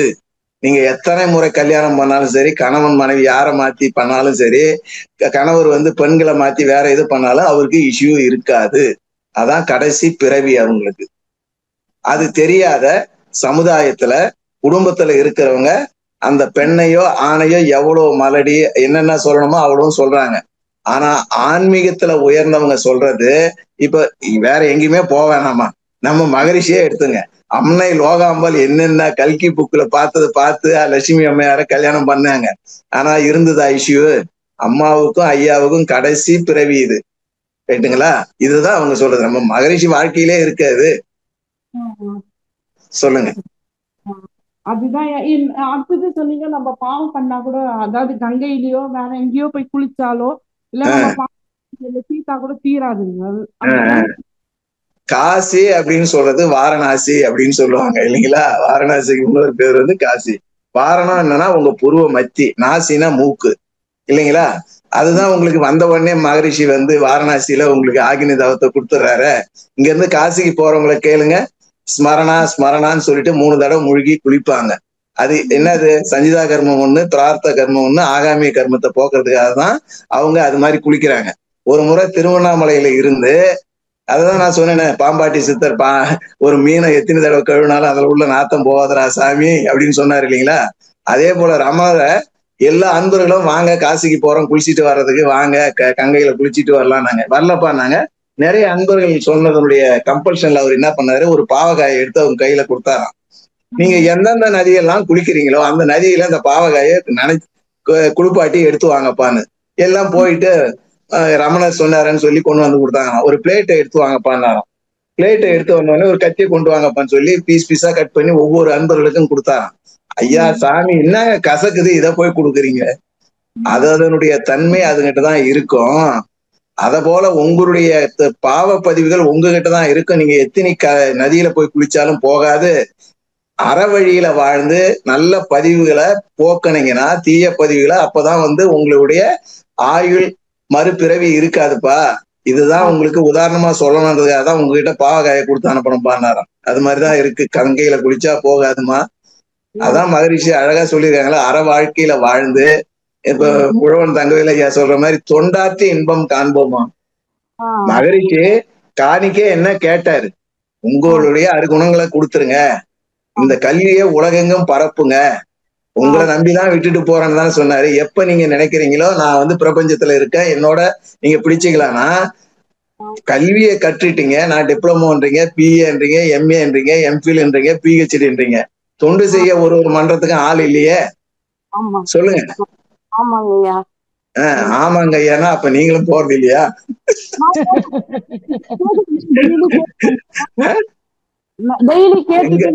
எங்க நெய்வேலியிலமா எங்க அருள்நிதியர்கள் எந்த நேரத்துல எப்ப கூப்பிட்டாலும் நாங்க சுத்தி அரௌண்ட் நெய்வேலியில ஸ்கூலு காலேஜுக்கு சுத்தி சுத்தி நாங்க எடுத்துக்கிட்டு இருக்கோம். எல்லாம் ஏழ்மையான மக்கள் இங்க உள்ளவங்க எல்லா ஸ்கூலுக்கும் எப்போனாலும் வருவாங்க. நைட்டு கூட ஒரு அம்மணி வந்து 6 to 8 வந்து ஒரு கிளாஸ் எடுத்துட்டு போறாங்க. போயிட்டு அவங்க ஒரு 8 கிலோமீட்டர் தள்ளி போகணும். அப்படின்னா எப்படி இருக்காங்க பாருங்க. நீங்க உணர்ந்தீங்கன்னா எப்ப பொறுப்பாசிரியர் கூப்பிடுவாங்க, எப்போ பொறுப்பாளர்கள் கூப்பிடுவாங்கன்னு நம்ம கொண்டு வந்த வினைய தொண்டு செய்துதாமா கழிக்க முடியும். நான் படிச்சுட்டேன்னு சொல்லிட்டு எதுக்கு படிச்சீங்க? அந்த கல்வி அவரு பிரசாத புத்தியில இருந்ததுனாலதானே நமக்கு எல்லாம் கொடுத்துட்டு போய் இத்தனை அருள்நிதியர்கள் ஆயிருக்கோம். ஏன் தொண்டுக்கு வர மாட்டீங்க? சொல்லுங்க. நல்லது. வாழ்க வளமுடன். வாழ்க வளமுடன் அம்மா. வாழ்க வளமுடன். மிக்க நன்றி. அடுத்த அன்பராக சாந்தி சுந்தரம், உங்களுக்கு அன்மிட் கொடுத்தாச்சுமா. வாழ்க வளமுடன் ராஜேஸ்வரி அம்மா, வாய்ப்புக்கு நன்றிங்க. ஐயா ஏழுமலைங்க ஐயா, வாழ்க வளமுடன் அம்மா. சொல்லுங்க. அற்புதமான ஒரு சிந்தனை தொகுப்பு எங்க எல்லாருக்குள்ளேயும் பலவிதமான கேள்விகளை கேட்க வச்சிருச்சு. இது எவ்வளவோ நம்ம கலங்கங்களை பத்தி கேட்டிருக்கோம், பாவ பதிவுகள்ங்கிற தலைப்புல கூட. ஆனா இன்னைக்கு ரொம்ப வித்தியாசமாகவும் அதே சமயம் நம்ம ஒரு ஆழ்ந்த நிலைக்கு ஆணித்தனமாகவும் கிடைச்சிருச்சுங்க. ரொம்ப சந்தோஷம். நானு அததான் சொல்ல வந்தேன். அதாவது 4 புத்திகளை நீங்க சொல்றப்ப ரொம்ப அற்புதமா இருந்துச்சுங்க. திரும்பி மீண்டும் கேட்கும்போது நல்லா இருந்தது. ஐயா, தொண்டு செய்துதான் கொண்டு வந்த வினைகள் போகுங்கிறது தான் நானு சொல்லணும்னு நினைச்சிட்டு இருந்தேன். அதை நீங்க இப்ப அம்மாவுக்கு, கவிதா அம்மாவுக்கு சொல்லிட்டீங்க. ஐயா, அது ஒரு சின்ன விஷயம். அதாவது நிறைய அறக்கட்டளைகள் இன்னைக்கு பெருமாள் ஐயா 2 பெருமாளும் சரி, விவேகானந்தன் ஐயாவும் சரி, உழவன் தங்கவேல் ஐயா இந்த விஷன் வருவதற்கு முன்னாடி என்னமா பண்ணாங்க? ஐயாலாம் ஒரு மாசம் அளவுக்கு அகத்தாய்வு நடத்தி இன்ட்ராஸ்பெக்ஷன் 1, 2, 3, 4, 5 வரையும் போய் அப்புறம் 4 ஆகி 3 ஆகிடுது. இப்ப அதுல படிச்சு வந்த நம்மளுடைய மூத்த பேராசிரியர்கள் அத்தனை பேர் காலிலையும் நம்ம உழுந்து கும்பிடணும். அவங்க நினைச்சு இருக்காங்களே, அவங்க நினைச்சா எங்கெங்கே போயிருக்கலாமே, ஏன் இன்னும் இருக்காங்க? இன்னைக்கு 2 பெருமாள் ஐயாவை எடுத்துங்க, விவேகானந்தா ஐயா எடுத்துங்க, SKM ஐயாவுக்கு என்ன ஆகுது? இந்த வயசுல ஓடிக்கிட்டே இருக்காங்க. ஒரு பர்மிஷனா வாங்குறாங்க, அங்கங்க நாடு பூரா சுத்துறாங்க. அப்ப ஏன் அந்த உணர்வு உங்களுக்கு வரல? அப்ப உங்களுக்கு அடிப்படை பயிற்சி படிச்சு இன்ட்ராஸ்பெக்ஷன் பண்ணி வந்த ஆசிரியர் பெருமக்கள், மூத்த ஆசிரியர் பெருமக்கள் தாமா நிலைச்சிருக்காங்க எல்லா மண்டலத்திலையும். உண்டா இல்லையா? கண்டிப்பாங்க. அதுதான் எங்களுடைய அன்பர் சொன்னாரு, ஏன் காலேஜ்னு வச்சுட்டு டிப்ளமோ BA MA நடத்துறீங்க, காலேஜ் படிச்சு அவங்க காலேஜ் திரும்பி பார்ப்பான் அப்படின்னாரு. யாரு ஒருத்தவங்க மகரிஷிய நம்பி அவர் சொன்ன அடிப்படை பயிற்சியை எங்கெங்கெல்லாம் எடுக்கிறாருன்னு ஓடி 200 பக்கம் நோட்ல எழுதி அந்த குறிப்புகள்லாம் அவங்க இன்னைக்கு சிறு சிறு உதாரணமா இந்த யூடியூப்ல கேட்கும் போது மகான நினைச்சு அழறதா, உணர்றதா, சிந்திக்கிறதான்னு தெரியலமா. அப்ப அத்தனை பேரும் இப்ப இருக்கக்கூடிய பெருமாள் ஐயா எடுத்துங்க, காஞ்சிநாதன் ஐயா எடுத்துங்க, வெங்கட்ராமன் ஐயா எடுத்துங்க, இந்த வயசுல சீதாராமன் ஐயா இவெல்லாம் ஓடிக்கிட்டே இருக்காங்களே. அந்த பயிற்சி தானே அவங்களுக்கு கொடுக்குது. ஐயா நேரம் இல்லையா பயிற்சி செய்ய? அப்ப நீங்க குருவுக்கு நன்மை செய்றீங்களா, தீமை செய்றீங்களா? சொல்லுங்க. பேராசிரியர்கள் சொல்றதே என்ன தெரியுமாங்க, பார்த்துதான் வருவாங்க. நீங்க நோய்வாய்ப்பட்டு மெடிக்கல் புக்ல ஹாஸ்பிட்டல் இருந்தீங்கன்னா யாரு வருவாங்க உங்க மன்றத்துக்கு? வரமாட்டாங்கல்ல. இந்த வயசுல இருக்கிறீங்களான்னு சொல்ற அளவுக்கு இருக்காங்க இல்லையா நம்ம மூத்த பேராசிரியர்கள்லாம்? ஓடிட்டு இருக்காங்கல்ல. நம்ம SKM ஐயாவுக்கு இரையாற்றல் அவருக்கு இன்னும் ஆயில கொடுக்கணும். சேர்ந்து பயணம் பண்றதுக்கு இன்னும் நமக்கு துணையா நம்ம துணையில தான் அவங்க ஓடுறாங்க. நாம செய்யறதுதான் அவங்க ஓடிட்டு இருக்காங்க. அப்ப செய்யணுமா இல்லையா? அவர் கண்ட கனவு ஊரெங்கும் அறிவு திருக்கோயிலும் தவமயமும் ஆகணும் இல்லையா? பாரதி கண்டாரு கனவு. பள்ளிகள் அனைத்தும் கோவிலாக்குவோம், கோவில்கள் அனைத்தும் பள்ளிகள் ஆக்குவோம்னு சொன்னாங்க இல்லையா? அதுதான் மகரிஷி சொல்றாரு. எங்க ஆக்குனீங்க சொல்லுங்க ஐயா. இப்போதைக்கு வாழ்த்து கொண்டிருக்கிறோம் ஐயா. எங்களால் முடிஞ்ச அளவு சர்வீஸ் பண்றோம். எல்லாருடைய வாழ்த்துறோம். மகான் நம்ம நம்பிதான், நம்ம அருள்நிதிகளை நம்பிதான் விட்டுட்டு போயிருக்காங்க. நமக்காக ஒன்னால ஒண்ணு கெடக்கூடாது. மகரிஷியினுடைய கோல்டன் வேர்டு இதான் என்ன கவர்ந்தது. ஒன்னால ஒண்ணு கெடாம குடும்பத்தையும் பார்த்துக்கிட்டு மன்றத்தையும் பார்த்துக்கிட்டு இருக்கக்கூடிய வாழ்க்கை, உங்க வாழ்க்கைய இறைவனும் குருவர்களும் பாத்துக்குவாங்கம்மா. நம்பி செய்யணுமா. உங்க குடும்பம் நல்லா இருக்கும், உங்க பிள்ளைங்க நல்லா இருக்குமா. கண்டிப்பாங்கய்யா. ஒரே ஒரு கொஸ்டின்யா, நான் ஒரே ஒரு கொஸ்டின்யா. நீங்க சொன்னீங்க களங்கங்கள் போவதற்கு நிறைய விஷயங்கள் நம்ம சொன்னோம். ஆனாலும் எனக்கு தெரிஞ்சு சொல்றேன், தலைக்கு வந்தது தலைப்பாகோட போச்சு அப்படின்லாம் சொல்லுவாங்க. அப்படிங்கும் போது களங்கங்கள் முழுமையாக தீரணும்னா அதுக்குண்டான தன்மை நம்ம கிட்ட நிறைய கிடைக்கணும். என்னங்க வரணும், நம்ம அந்த அளவுக்கு நம்ம தொண்டு செய்யணும், அன்பும் கருணையோட இருக்கணும், சாத்வீக உணவை எடுத்துக்கொண்டு தியானத்துல ஆழ்நிலையில நம்ம இருந்தாதான் ஒழிய நம்ம களங்கங்களை பூரணமாக அதாவது கழிக்க முடியாது. இந்த பிறவிலேயே கழிக்கும்ன்றது இல்லையா? நம்ம 85 லட்சம் உயிரினங்களை கடந்து நம்ம வந்திருக்கோம். அதுல இருந்து இருக்கு.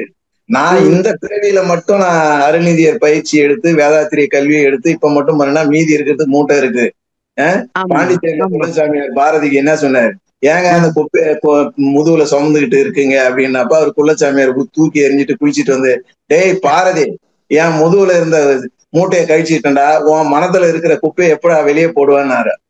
நீதான் எனக்கு குருன்னு சொல்லி பாரதி காலையில விழுந்து அப்பதான் அவரு ஞானரதன்ற புக்கை எழுதுனது. அப்ப உள்ளத்துல இருக்கிற அந்த பதிவுகளுடைய இது வந்து மலையளவா திணையளவான்னு நமக்கு தெரியாது. நம்ம இந்த பிறவியில உணர்ந்த பிறகு தொண்டு செய்து செய்து போவோமா, அடுத்தது கூட கழியலாம் இல்லையா? கண்டிப்பாங்க கண்டிப்பாங்க.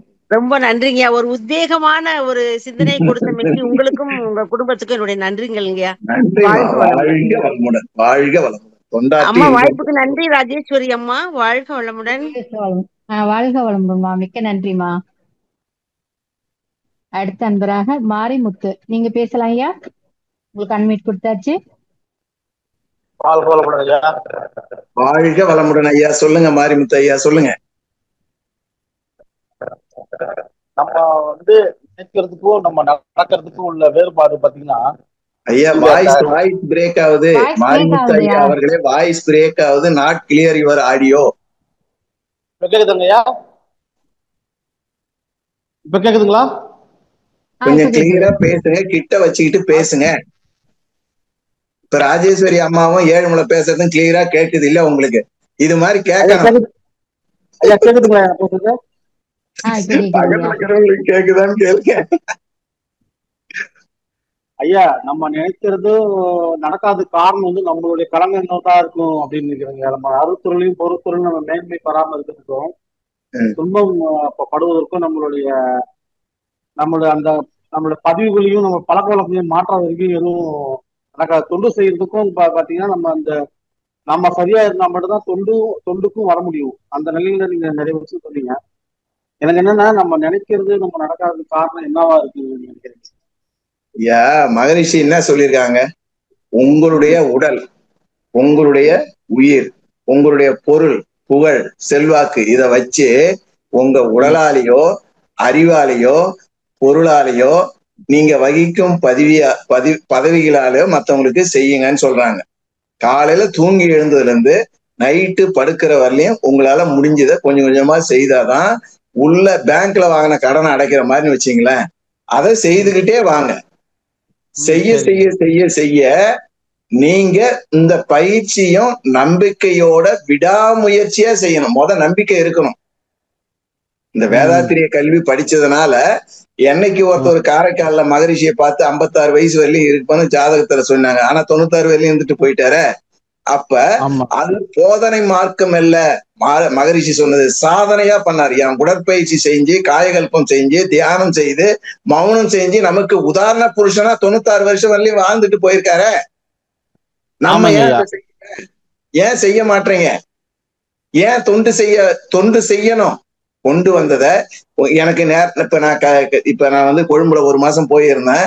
அங்க இப்ப மதுரை வீரம் ஐயா, ஆறுமுகம் இது மாதிரி உள்ளவங்க நிறைய வெல்டூட் ஃபேமிலி எல்லாம் அங்க இருக்காங்க. ஆனா அவங்க சிந்தனை ஃபுல்லா அறிவு திருக்கோயில தான் இருக்காங்க. வேலை பழுவுலையும் அந்த அறிவு திருக்கோயில இன்னைக்கு என்ன நடக்குது, மௌனம் நடக்குதா, கிளாஸ் எடுக்கிறாங்களான்னு அவங்களால உள்ள பொருளாதாரத்தை உயர்த்தி இன்னைக்கு 8 மாடி கட்டடம் கட்டி வச்சிருக்காரு மதுரை வீரம் ஐயா கொழும்புல. அப்ப அவங்களுக்கு வந்து நெறியில அறத்துறையில வாழ்ந்து வாழ்க்கை பொருளை சேர்த்து சமுதாயத்துக்கு பயன்படுன்னு செலவு பண்றாங்க இல்லையா? இன்னைக்கு நம்ம வேற எங்கேயும் போவேணாம். நம்ம எஸ்கேஎம் ஐயா வந்து பசங்க கிட்ட கொடுத்துட்டு வரும்போது 1 மாசத்துக்கு அவரு டேர்ன் ஓவர் எவ்வளவு, அதையெல்லாம் பசங்க கிட்ட கொடுத்துட்டு அவரு உக்காந்து பண்ணா இன்னைக்கு எங்கேயோ வேர்ல்டு லெவல்ல பணக்காரனா இருந்திருக்கலாம். அது இல்லையே, அது நிரந்தரம் இல்லையே, அது உண்மையானது கிடையாது. அந்த சொத்து இன்னைக்கு வந்து இவ்வளவு அளவுக்கு உலக அளவுக்கு கொண்டு போறதுக்கு ஒரு க்ஷணமும் ஓடிக்கிட்டு இருக்காரு. நம்ம அது மாதிரி செய்யறோமா? அத பாருங்க. சரி, ஓகே, ரொம்ப அருமையா வளர்ப்புங்க. நன்றி. வாழ்க வளமுடன்யா. மிக்க நன்றியா. அடுத்த அன்பராக அருள்நதி இந்திராணி, நீங்க பேசலாமா? இந்திராணி அம்மா. அம்மா வாழ்க வளமுடன். இந்திராணி அம்மா சொல்லுங்க. வாழ்க ஐயா, வாழ்க வளமுடன். நன்றி. உங்களோட கணீர் என்ற அந்த காந்த குரல் கேட்ட உடனே ஒரு சுறுசுறுப்பு வந்துருச்சுயா. நேத்து சொல்லும் போது ஞாபகம் வந்தது. இன்னைக்கு காலையில ஓபன் பண்றதுக்கு மறந்துட்டேன். உடனே கொஞ்சம் லேட் ஆயிட்டு. ஆனாலும் உங்களுடைய தத்துவங்கள்லாம் ஆணி, பசுமரத்துல ஆணி அடிச்சது மாதிரி நான் அடிக்கிறேமா.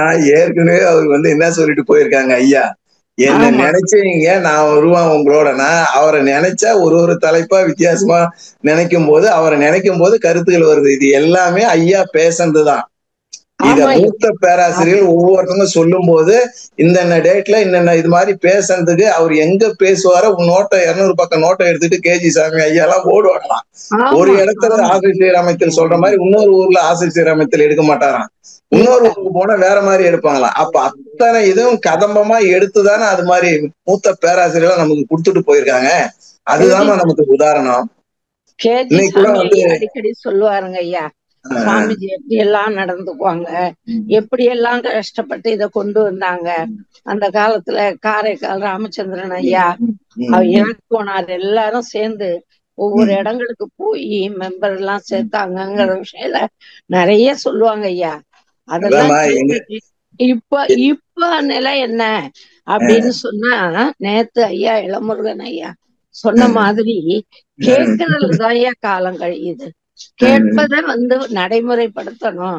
உழவன் ஐயா சொன்னாங்க, கற்போம் கற்றபடி நடப்போம் கற்பிப்போம். அந்த கற்றபடி நடக்கிற விஷயம்தான் கொஞ்சம் தொய்வா இருக்கு. நீங்க சொல்லி தொய்வா இருக்குதுன்னு எண்ணத்தை போடாதீங்கம்மா. கற்றபடி நடப்போம் அப்படின்னு நினைங்க, அப்ப நடப்பீங்களா இல்லையா?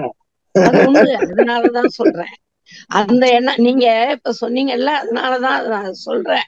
எனக்கு அந்த எண்ணம் நிச்சயமா இது எல்லா இடங்களுக்கும் எப்படி பாரதி சொன்னது பலிச்சுதோ அது மாதிரி நம்ம ஆசான் குரு கிடைத்தற்கரிய குரு சொன்னது நிச்சயம் நம்ம என்றாவது ஒரு நாள் வந்து மகான் நினைத்தது நடக்கும். அதுக்கு நம்ம சப்போர்ட்டா இத கொண்டு போவோம். நம்மளால அவங்கவுங்க தரத்துக்கு தகுந்த மாதிரி நேரத்தை ஒதுக்கி கொண்டுகிட்டு போவோம். ஆமாங்க ஐயா. ஆமா, நீ சொல்றது அந்த களங்கங்கள்ங்கிறது வந்து உறுத்திக்கிட்டே இருந்தது. களங்கங்களே உடல் எடுத்து வந்தோம். ஆனா பூமியில விழுந்த பிறகு எனை மறந்தேன் எந்த வினை மறந்தேன்னு சொல்ற மாதிரி எல்லாரும் அவங்கவுங்க பாட்டுக்கு ஓடிக்கிட்டே தான் இருக்காங்க. ஓடுறவங்க சற்று நிதானிச்சது, என்ன சத்தம் கேக்குது, இங்க என்ன பேனர் கட்டி இருக்காங்க, இத பாப்போம், இது என்ன அப்படின்னு ஒரு 2 நிமிஷத்தை ஒதுக்க கூட மக்களுக்கு நேரம் இல்லை. அதனாலதான் எப்படி இருக்கு. நிச்சயம் உங்களை போன்ற பேராசிரியர்கள் தழைத்தோங்கும் பட்சத்தில் அது நிச்சயமா சாமிஜியோடைய கனவு நிறைவேறணும். உங்க காலத்திலேயே நிறைவேறும். எங்களை மாதிரி பேராசிரியர்களமா நம்ம அனைவரும் சேர்ந்து இருந்தாதான் அந்த வேதாத்திரிய தேரை இழுக்க முடியும். இந்திராணியும் இழுக்கணும், ஏழுமலையும் இழுக்கணும், ராஜேஸ்வரியும் இழுக்கணும், எல்லாம் இழுக்கணும். உங்களை மாதிரி உள்ள உங்களோட பெருமுயற்சியால இது நல்லாவே நடக்கும் ஐயா, நிறைவேறும். நம்ம எதிர்பார்ப்போட உங்க ஆசி படிக்கட்டும். வாழ்க வளமுடன். நீங்களும் உங்கள் அன்பு குடும்பமும் உடல் நலம், நீளாயுள், நிறை செல்வம், உயர் புகழ், மெய்ஞானம் ஓங்கி வாழ்க வளமுடன் என்று வாழ்த்துகிறேன் ஐயா. வாழ்க வளமுடன். வாழ்க வளமுடன். வாழ்க வளமுடன்மா. மிக்க நன்றி. அடுத்த அன்பராக கண்ணம்மாள் ஆலியார், நீங்க பேசலாமா? உங்களுக்கு அன்மைட் கொடுத்தாச்சு. அம்மா வாழ்க வளமுடன்மா. அம்மா வாழ்க வளமுடன். சொல்லுங்கம்மா. ஐயா வாழ்க வளமுடங்க ஐயா. சொல்லுங்க ஐயா. ரொம்ப சிறப்பான வரைங்க. உங்களை கேட்க நான் அப்படி இருக்கிறமா அப்படின்னு யோசனை பண்ணிட்டே இருக்கிறேங்க ஐயா. ஏமா நீங்க அது மாதிரி இருக்கிறதுனாலதான் ஆழியார்ல இருக்கீங்க. ஏமா போய் எல்லாம் சொல்றீங்க? ஐயா சிந்திக்க வேண்டியதா இருக்குங்க. ஆழியார்ல போய் இருக்கிறதுன்றது சாதாரண விஷயம் இல்லம்மா, சாதாரண விஷயம் இல்ல. காலையில எழுந்ததுல இருந்து அந்த புனிதமான இடத்துல ஐயாவை நீங்க டெய்லி பாக்குறீங்க, வரவங்களுக்கு எல்லாருக்கும் இன்முகத்தோட சர்வீஸ் பண்றீங்க. இதை விட என்னம்மா பேரு கிடைக்கணும் சொல்லுங்க? அதாம்மா, நீங்க தான் எங்களை விட உயர்ந்தவங்க. அந்த அந்த அந்த அர்ப்பணிப்பு இருக்கு பாருங்க, அந்த அறப்பணி. அந்த இப்ப நாங்களாவது செய்ய மறந்துட்டோம், போக மறந்துட்டோம் இல்ல, அங்க டைம் வைஸ் போய் மணி மண்டபத்திலயோ ஓங்காரத்திலயோ வரவங்களுக்கோ சர்வீஸ் பண்ணி பண்ணி பண்ணி பண்ணி அந்த இறைநிலையாவே நீங்க இருக்கிறீங்கம்மா. நீங்க தாம்மா உயர்ந்தவங்க. ஐயா வாழ்க்கை வளமுங்க ஐயா.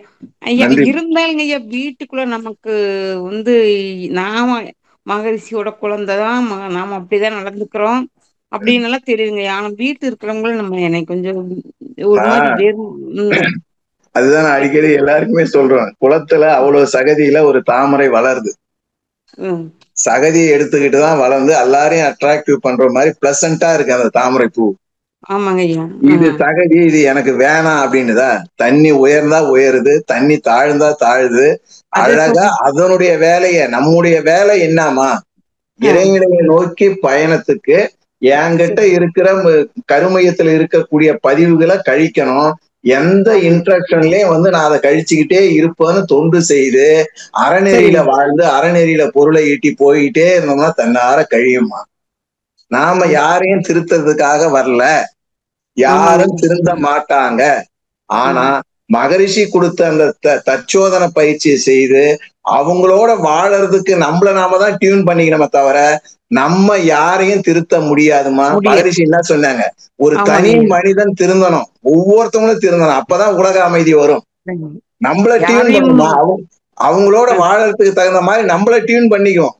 நம்ம ஏன் அவங்க கிட்ட இருக்கிற குறைகளை பார்க்கணும், நிறைகளை பார்க்கலாம் இல்ல. கண்டிப்பாங்க ஐயா, கண்டிப்பா. சரிம்மா, சரிம்மா.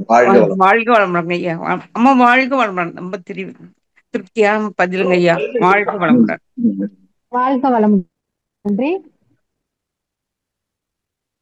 அடுத்த அன்பராக ஸ்ரீலதா அமுதழகன், நீங்க பேசலாமா?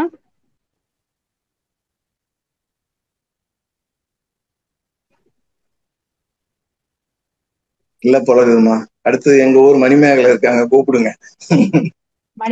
மணிமேகலை அம்மா உங்களுக்கு அன்மிட் கொடுத்தாச்சுமா, நீங்க பேசலாமா? ஐயா வாழ்க வளமுடன் ஐயா. வாழ்க வளமுடன் அம்மா, சொல்லுங்க ஐயா. மிகவும் சிறப்பான சிந்தனைங்க ஐயா. வள்ளலார் சொன்ன அந்த உயிர் இரக்கமே இறை வழிபாடுங்கிற அந்த தத்துவத்தை கலங்கங்கள் போவதற்கான முக்கியமான வழியா நீங்க சொன்னீங்க. பரோபகாரம் சத்விசாரம், இந்த ரெண்டு விஷயத்த வள்ளலார் சொன்னதையே நம்ம செய்யும் பொழுது அந்த ஜீவகாருண்யம் தான் மோட்ச வீட்டின் திறவுகோல். அதையும் மகரிஷியனுடைய 2 பண்பாடையும் கனெக்ட் பண்ணி சொன்னது ரொம்ப சிறப்பான ஒரு சிந்தனைங்க ஐயா. அதே போல சைவ சித்தாந்தத்துல மாயையில தான் இந்த உலகமே உருவாக்கப்பட்டிருக்கு அப்படின்னு அவங்க சொல்றாங்க. சைவ சித்தாந்த கருத்துக்களும் கொடுத்திருக்கீங்க ஐயா. ரொம்ப சிறப்பானது ஒரு சிந்தனைங்க ஐயா. நன்றிங்க ஐயா. வாழ்த்துக்கள் ஐயா. வாழ்க வளமுடன். நன்றி. வாழ்க வளமுடன்மா, மிக்க நன்றி. வாழ்க வளமுடன். வாழ்க வளமுடன்மா. அடுத்த அன்பராக செவ்வேல் ஐயா, உங்களுக்கு அன்மிட் கொடுத்தாச்சு, நீங்க பேசலாம் ஐயா. வாழ்க வளமுடன் அம்மா. வாழ்க வளமுடன் ஐயா. ரொம்ப சொல்லுங்க. நம்ம தொண்டாற்றி இந்த இன்பம் காண்போம் சொல்றோம். அந்த தொண்டாட்டி இன்பம் பண்ணக்குள்ள நம்முடைய களங்கள் சீக்கிரம் குறையுமா, இல்லைன்னா இந்த இரண்டொழுக்க பண்பாடை பயன்படுத்தி நம்ம யாருக்கும் துன்பம் கொடுத்தாதுன்னு தான் நம்ம சீக்கிரம் நம்மளது கழியுமா ஐயா? எல்லா மதத்திலையும் சொல்றது துன்பத்தை கொடுக்காத, துன்பத்தை போக்காத. இதானே பகவத்கீதையில என்ன சொல்றாங்க, துன்பத்தை கொடுக்காத, துன்பத்தை போக்குன்னு சொல்றாரு. இதே வள்ளலார் என்ன சொன்னாரு, நம்ம எல்லா உயிர்களையும் நம்ம உயிர் போல பண்ணி ஜீவகாரண்யமா இருங்கன்னு சொன்னதுதான் மகரிஷி வடிவமைச்சு கொடுத்தது. என்னதுங்க, நான் எனது வாழ்நாளில் யாருடைய உடலுக்கும் மனதுக்கும் துன்பம் தர மாட்டேன், துன்பப்படுபவர்களுக்கு என்னால் முடிந்த உதவிகளை செய்வேன்றாரு. நான் எப்ப துன்பத்தை கொடுக்காத இருப்பேன், நான் ரஜோ புத்திலேயோ சாத்விக புத்திலேயோ இருந்ததுன்னா நான் துன்பம் கொடுக்காம இருப்பேனா?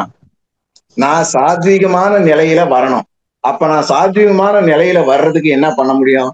என்கிட்ட இருக்கக்கூடிய தான் தனது என்கிற அந்த ஆணவத்தை போக்கணும். அந்த ஆணவத்தை போக்குறதுக்கு என்ன, எனக்கு சொல்லி கொடுத்த, எனக்கு காண்பித்த, வழிகாட்டிய குரு சொல்லிய வழிய, பயிற்சிய, முயற்சிய, தொடர்ச்சியா நம்பிக்கையோட விடாமுயற்சியா செய்யும் பொழுதுதானே எனக்கு மத்தவங்களை பார்த்து அன்பும் கருணையும் வரும். அப்ப துன்பப்படும் போது நான் துன்பத்தை போக்க முடியும்.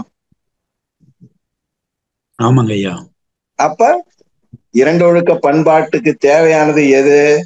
என்னுடைய பயிற்சி. அந்த பயிற்சி செய்ய செய்ய செய்ய என்கிட்ட இருக்கக்கூடிய ஆணவம் கண்மம் மாயை குறைய குறைய எல்லா உயிர்களையுமே சொன்னார் இல்லைங்களா, ஒவ்வொரு அணுவுக்குள்ளும், ஒரு அணுவுக்கும் மற்றொரு அணுவுக்கும் இடையிலையும் இருப்பது யாரு? இறைநிலை தானே. தன்னிருக்க சூழ்ந்தழுத்தத்தால அழுத்திக்கிட்டு இருக்கு. அந்த இறைநிலையோட நம்ம இணக்கமா அந்த பஞ்சபூதங்கள்ல எடுத்தாலும் சரி, ஓரறிவு இருந்து 6 அறிவு வரலையும் வந்தாலும் சரி, அது திடப்பொருளோ உயிர் பொருளோ எதுக்குமே நான் துன்பம் கொடுக்க மாட்டேன். எல்லாத்திலையும் இருக்கிறது இறைவன் தான். துன்பத்தை கொடுத்தா நான் இறைவனுக்கு துன்பத்தை கொடுக்கிற மாதிரி நம்ம உணரக்கூடியது எப்ப? இந்த பயிற்சியை செய்தாதானே. ஆமாங்க ஐயா. அப்ப அன்பும் கருணையும் வந்தாதானே நீங்க அருள் வரும் உங்ககிட்ட. கண்டிப்பாங்க ஐயா. அருள் வந்தாதானே தொண்டு செய்ய போவீங்க. தொண்டு உண்மை ஐயா. செய்தாதானே வீடு பேர் கிடைக்கும். உண்மையா. வாழ்க வளமுடன்.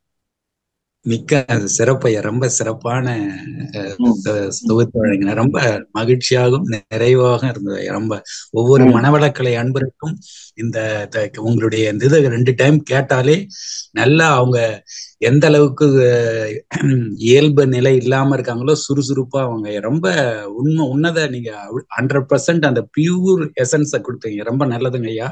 இராட்டலுக்கும் குருவாட்டலுக்கும் மிக்க மகிழ்ச்சி ஐயா. நன்றி. நன்றிங்க ஐயா. நன்றிங்க ஐயா. வாழ்க வளமுடன் ஐயா. மிக்க நன்றி. மல்லிகா யோகாவா? அடுத்து மல்லிகா யோகா இருக்காங்க. மல்லிகா யோகா நீங்க பேசலாமா? உங்களுக்கு அன்மியூட் கொடுத்தாச்சு. ஐயா வாழ்க வளமுடன் ஐயா. அம்மா வாழ்க வளமுடன். சொல்லுங்க. கருத்துக்களுடைய கோர்வை நல்லா இருந்துச்சுங்க ஐயா. நான் பேராசிரியர் தாங்க ஐயா. எந்த புக்ல தொகுத்து எடுத்தீங்க ஐயா? நான் தான் முதவே சொல்லினேன், எல்லா இதுவும் எங்களை மாதிரி எங்களுடைய மூத்த பேராசிரியர்கள் பேச்சை தவிர நான் வேற யாரையும் கேட்கறது இல்லம்மா. அதுல இருந்து எடுத்து இந்த டாபிக்கு என்னென்ன தேவையோ, இந்த டாபிக்கு மகரிஷி என்னென்ன பாடல்களை பாடி இருக்காங்க. நான் முதவே அம்மா ராஜேஸ்வரி அம்மா படிச்ச மாதிரி நான் சைவ சித்தாந்தம், அஸ்ட்ராலஜி, பர்மா எல்லாத்துலயும் நான் பிஜிடிசி நான் அதெல்லாம் படிச்சிருந்தாலும் அதெல்லாம் எனக்கு உபயோகமற்றது. என்னைக்கு வேதாத்திரியத்துல 2007 என்னை இணைச்சனோ அன்னையில இருந்து விஞ்ஞானபூர்வமா விளக்கம் கிடைச்ச பிற்பாடு அதெல்லாம் எனக்கு ரெஃபரன்ஸ் இல்ல. வேதாத்திரியம் தான் எனது மூச்சு. வாழ்க வளமுடன் ஐயா. நானும் அதாங்க ஐயா, வீட்டுல தவமயம் எல்லாம் வச்சிருக்கேங்க ஐயா. பேராசிரியர் தாங்க ஐயா. நீங்க லிக்னைட்ல ஒர்க் பண்றீங்களாங்க ஐயா? நெய்வேலி லிக்னைட் கார்பரேஷன்ல சீஃப் மேனேஜரா தெர்மல் ரூம்ல பணியாற்றி 2019 பிப்ரவரியில ரிட்டையர் ஆகி இப்ப நெய்வேலி அறிவு திருக்கோயில முழு மூச்சா வேலை செய்துகிட்டு இருக்கேன். இது தங்கராஜ் தெரியுமாங்க ஐயா? நெய்வேலியில தங்கராஜ். திருப்பதியில ஏழுமலையை தெரியுமான்னு கேட்ட மாதிரி நீங்க கேக்குறது. நாமக்கல்காரருங்க ஐயா. அதாம சொல்றேன், 22,000 பேர் வேலை செய்யறாங்க. அதுல போய் நாமக்கல்கார தங்கராஜன் யார தேர்றது? அவரு உங்க ஏஜ் தான் இருக்கு, ரிட்டையர்மெண்ட் ஆயிட்டாருங்க ஐயா. சரி சரி சரி சரிங்க ஐயா. உதயகுமார் ஐயா கூட ஆலியார் வந்திருக்காரு நெய்வேலியில இருந்து. கேரளா போயிட்டாங்க அவங்க. அப்படிங்களாங்க ஐயா? ரிட்டையர் ஆகி போய் 2 வருஷம் ஆகுது. 2-3 வருஷம். குறிப்பிட்ட ஒரு புக்ல தொகுத்துதான் இல்ல, நீங்க பொதுவான கருத்தா நீங்க பல கருத்துக்களை தேர்ந்தெடுத்து நீங்க பேசிருக்கீங்க இல்லைங்களா? மூத்த பேராசிரியர் பேசக்கூடியதுல எனக்கு தேவையான கருத்தை என் ரூம்ல சுத்தி மகரிஷி புக்கு கிடக்கும். இது மாதிரி மூத்த பேராசிரியர்கள் பேசின ஸ்பீச்ச கேட்டு அதுல எனக்கு தேவையான குறிப்புகளை எடுத்துதான் அந்தந்த டாபிக்கு தேவையானதுன்னா அதை எடுத்துக்குவோம். சரிங்க ஐயா. சரி, நன்றி. வாழ்க வளமுடன் ஐயா. நன்றி நன்றி நன்றி. வாழ்க வளமுடன். வாழ்க வளமுடன்மா. மிக்க நன்றி. இந்திராவா அடுத்தது? திருப்பி இந்திராணி அம்மா வந்திருக்காங்க. அருள்நிதி இந்திராணி அம்மா. அம்மா உங்களுக்கு அன்வைட் கொடுத்தாச்சுமா? வளமுடன் ஐயா. வாழ்க வளமுடன் அம்மா. சொல்லுங்க. ஒரு கேள்வி கேட்க மறந்துட்டேன் ஐயா, அதான் சொல்றேன். களங்கங்கள் போகணும்னா நாம உடல் எடுத்து வந்திருக்கோம், சர்வீஸ் பண்ணணும். ஆனா வயது கடந்தவர்கள் என்னை போன்றவர்கள் 25 வருஷமா ஒரு பொறுப்பாசிரியரா எங்க வீட்டுல மன்றம் வச்சு நடத்திட்டு இருந்தேன். இந்த கொரோனா வந்ததுனால நான் இந்த மெட்ராஸ்ல மாட்டிக்கிட்டேன் ஐயா. ஒன்னும் செய்ய முடியல. ஒரே இதுதான் ஜூம் நிகழ்ச்சி தான் என்ன உயிர் பிடிச்சிட்டு இருக்கு. 83 வயசு ஆகுது. நான் என்ன செய்யலாம்? என்ன அளவுல நான் வெளியில எல்லாம் போக முடியாது, பர்மிஷன் இல்லாம யாரும் அழைச்சிட்டு போகாம தனியாலாம் பண்ண முடியாது. நீங்க என்ன அளவுல என்னுடைய களங்கங்கள், நான் நிறைய களங்கங்கள் இருக்கு ஐயா, எல்லாவற்றையும் மகரிஷி என்கிட்ட கழிச்சுட்டாங்க. இத்தனை வயசுல நான் நல்லா உணர்றத, எவ்வளவோ பெரிய பாவங்களை எல்லாம் என்ன மன்னிச்சுட்டாங்க. அதே மாதிரி இன்னும் சொச்ச காலம் நான் எத்தனை நாள் எத்தனை மாசம் இருக்க போறனோ அது வரைக்கும் என்னுடைய களங்கங்களை நான் போக்கணும்னு ஆசைப்படுறேன். ரொம்ப முயற்சி பண்ணி என்னுடைய குழந்தைகள்கிட்ட கணவற்ற எல்லாம் இருந்து வந்திருக்கேன். ஆனாலும் பத்தாதுன்னு நினைக்கிறேன் ஐயா. என் அளவுல அது பத்தாது, களங்கங்கள் போகல. அதுக்கு நான் என்ன செய்யலாம்? என்னால சர்வீஸ் பண்ண முடியாது. பணத்தால பாரதி சொன்ன மாதிரி நிதி மிகுந்தவர் பொறுப்புவே தாரினாரு. அது மாதிரி இங்க ஒரு கிராமத்தை தத்தெடுத்து அதுக்காக நான் என்னுடைய பங்களிப்பை கொடுத்துருக்கேன். ஐயா, சமுதாயத்துல இருந்து வந்தேன்னா சமுதாயத்தால பெற்ற பயனை சமுதாயத்துக்கு கொடுக்கணுங்கிறதுக்காக ஒரு கிராமத்தை தத்தெடுத்து கொடுத்துருக்கேன் ஐயா. அது கூட 20ஆம் தேதி அது நிறைவு விழா. வேற என்ன செய்யலாம் நான் சொல்லுங்க ஐயா. முருகப்பெருமான் அருணகிரிநாதருக்கு சொன்ன மாதிரி சும்மா இரு சொல்லார, மௌனமா இரு. மௌனமா இருக்கவா? இதே மாதிரி கிராமத்துக்கு உங்களுக்கு பின்னாடி உள்ளவங்க இருப்பாங்க இல்லைங்களா, சர்வீஸ் செய்ய இருப்பாங்க இல்லைங்களா, அவங்களுக்கு நீங்க லைப்ரரி புக் மாதிரி, அம்மா இந்த வயசுலயே அந்த கிராமத்தை எடுத்து செய்யறாங்களே நாமளும் செய்யணும் அப்படின்றது இவ்வாறிய ரோல் மாடலா உங்களுக்கு பின்னாடி இருக்கக்கூடிய அருள்நிதியர்களுக்கு அவங்க வழிகாட்டுங்க. அவங்க உடல் ஆரோக்கியத்தோட இருக்காங்க. நம்ம என்னுடைய ஸ்டூடெண்ட் எனக்கு எடுத்த ஆசிரியர் எங்க எங்க எங்க எங்க நாங்க எல்லாருமே ஒரு சிம்ம பொருளம் தான் சொல்லுவோம், ஜனநாயக செல்வராஜ். இந்த விஞ்ஞான வசதி இந்த அளவுக்கு இருக்கு, இதுலயே நாம இந்த கல்வியை கொண்டு போய் பரப்ப முடியல. இந்த விஞ்ஞான வளர்ச்சி இல்லாத, வாகனங்கள் இல்லாத காலத்துல நம்ம மகரிஷி ஒரு ஆளுக்கு தவம் கொடுக்கறதுக்கு ஊட்டியில போய் நின்னாருன்னா எந்த அளவுக்கு அது இருக்கும். இந்த விஞ்ஞான இதுல இப்ப பாருங்க, இப்ப சக்திகுமார் ஐயா சொன்னாரு இல்லைங்களா, முன்னாடி மகரிஷி எழுதின நூல்கள் எல்லாம் கொடுங்க எடுத்துக்கிட்டு கொடுக்குறேன்னு. இப்ப பாருங்க, அடுத்த செகண்டே இப்ப நம்ம ராஜலட்சுமி என்ன பேசுறாங்க, கிருபாநிதி என்ன பேசுன்னு சொல்லி அடுத்த செகண்டே அனுப்பலாம். அந்த விஞ்ஞான வளர்ச்சி இல்லாத காலத்திலேயே அவங்க பரப்பியிருக்காங்களா, அவங்களுக்கு இறையாற்றல் எந்த அளவுக்கு உதவி இருக்குன்னு பாருங்க. அதனால நீங்க 72 வயசு சொல்றீங்க, 96 வயசு வரையிலும் அவங்க சர்வீஸ் பண்ணிட்டு தானே போனாங்க. என்னப்பா விஷயம் ஆரம்பிச்சிட்டீங்க, எனக்கும் கிளாஸ் எடுக்க டைம் கொடுங்கப்பா அப்படின்னு கேட்டவர் தானே, ஒரு வாஜாரா எடுத்துங்கப்பா. அதெல்லாம் என்ன மாதிரி தன்மையான இதெல்லாம் பாருங்கம்மா. நம்ம பாருங்க, இளையவர்களுக்கு வழியை விடுங்க. இளையவர்களுக்கு உங்களுடைய ஸ்டூடெண்ட் எடுக்கிறத ரசிங்க. அதுதான் நீங்க உள்ளுணர்வா வேதாத்திரியத்தை உணர்ந்தது. நானே தான் கிளாஸ் எடுப்பேன், நான் தான் மூத்த ஆசிரியர், இதெல்லாம் வேணாம். உங்க உடலால, உங்க அறிவால, உடலை விட்டுருங்க, உடல் உழைப்பு இல்ல, உங்க அறிவால, உங்க பொருளால உங்களுக்கு பின்னாடி உள்ள ஜெனரேஷனை அவங்கள பராமரிக்கிறதுக்கு, பாதுகாக்கிறதுக்கு என்ன செய்யணுமோ அதை வேடிக்கை பாருங்க. அதுவே பெரிய ஆனந்தம், மகிழ்ச்சி. மகிழ்ச்சி. வாழ்க வளமுடன் ஐயா. நன்றி ஐயா. வாழ்க வளம். வாழ்க வளமுடன்மா, மிக்க நன்றி. அடுத்த அன்பராக கேலக்ஸி A20, உங்க பேர் சொல்லிட்டு பேசலாமா? பேர சொல்லி சொல்லுங்கம்மா. கேலக்ஸி A20 அவங்க பேரு. பேர் சொல்லிட்டு பேசுங்கம்மா. வாழ்க வளமுடன். கேலக்ஸி உங்களுக்கு அன்வைட் கொடுத்தாச்சுமா? வரல பழகமா, க்ளோஸ் பண்ணு. அவங்க அன்வைட் கொடுத்தும் வரல, அவங்களுக்கு தெரியல. சரிங்க, நிறைவு பண்ணிக்கலாம் ஐயா. நிறைய பேர் கேள்வி கேட்டிருக்காங்க.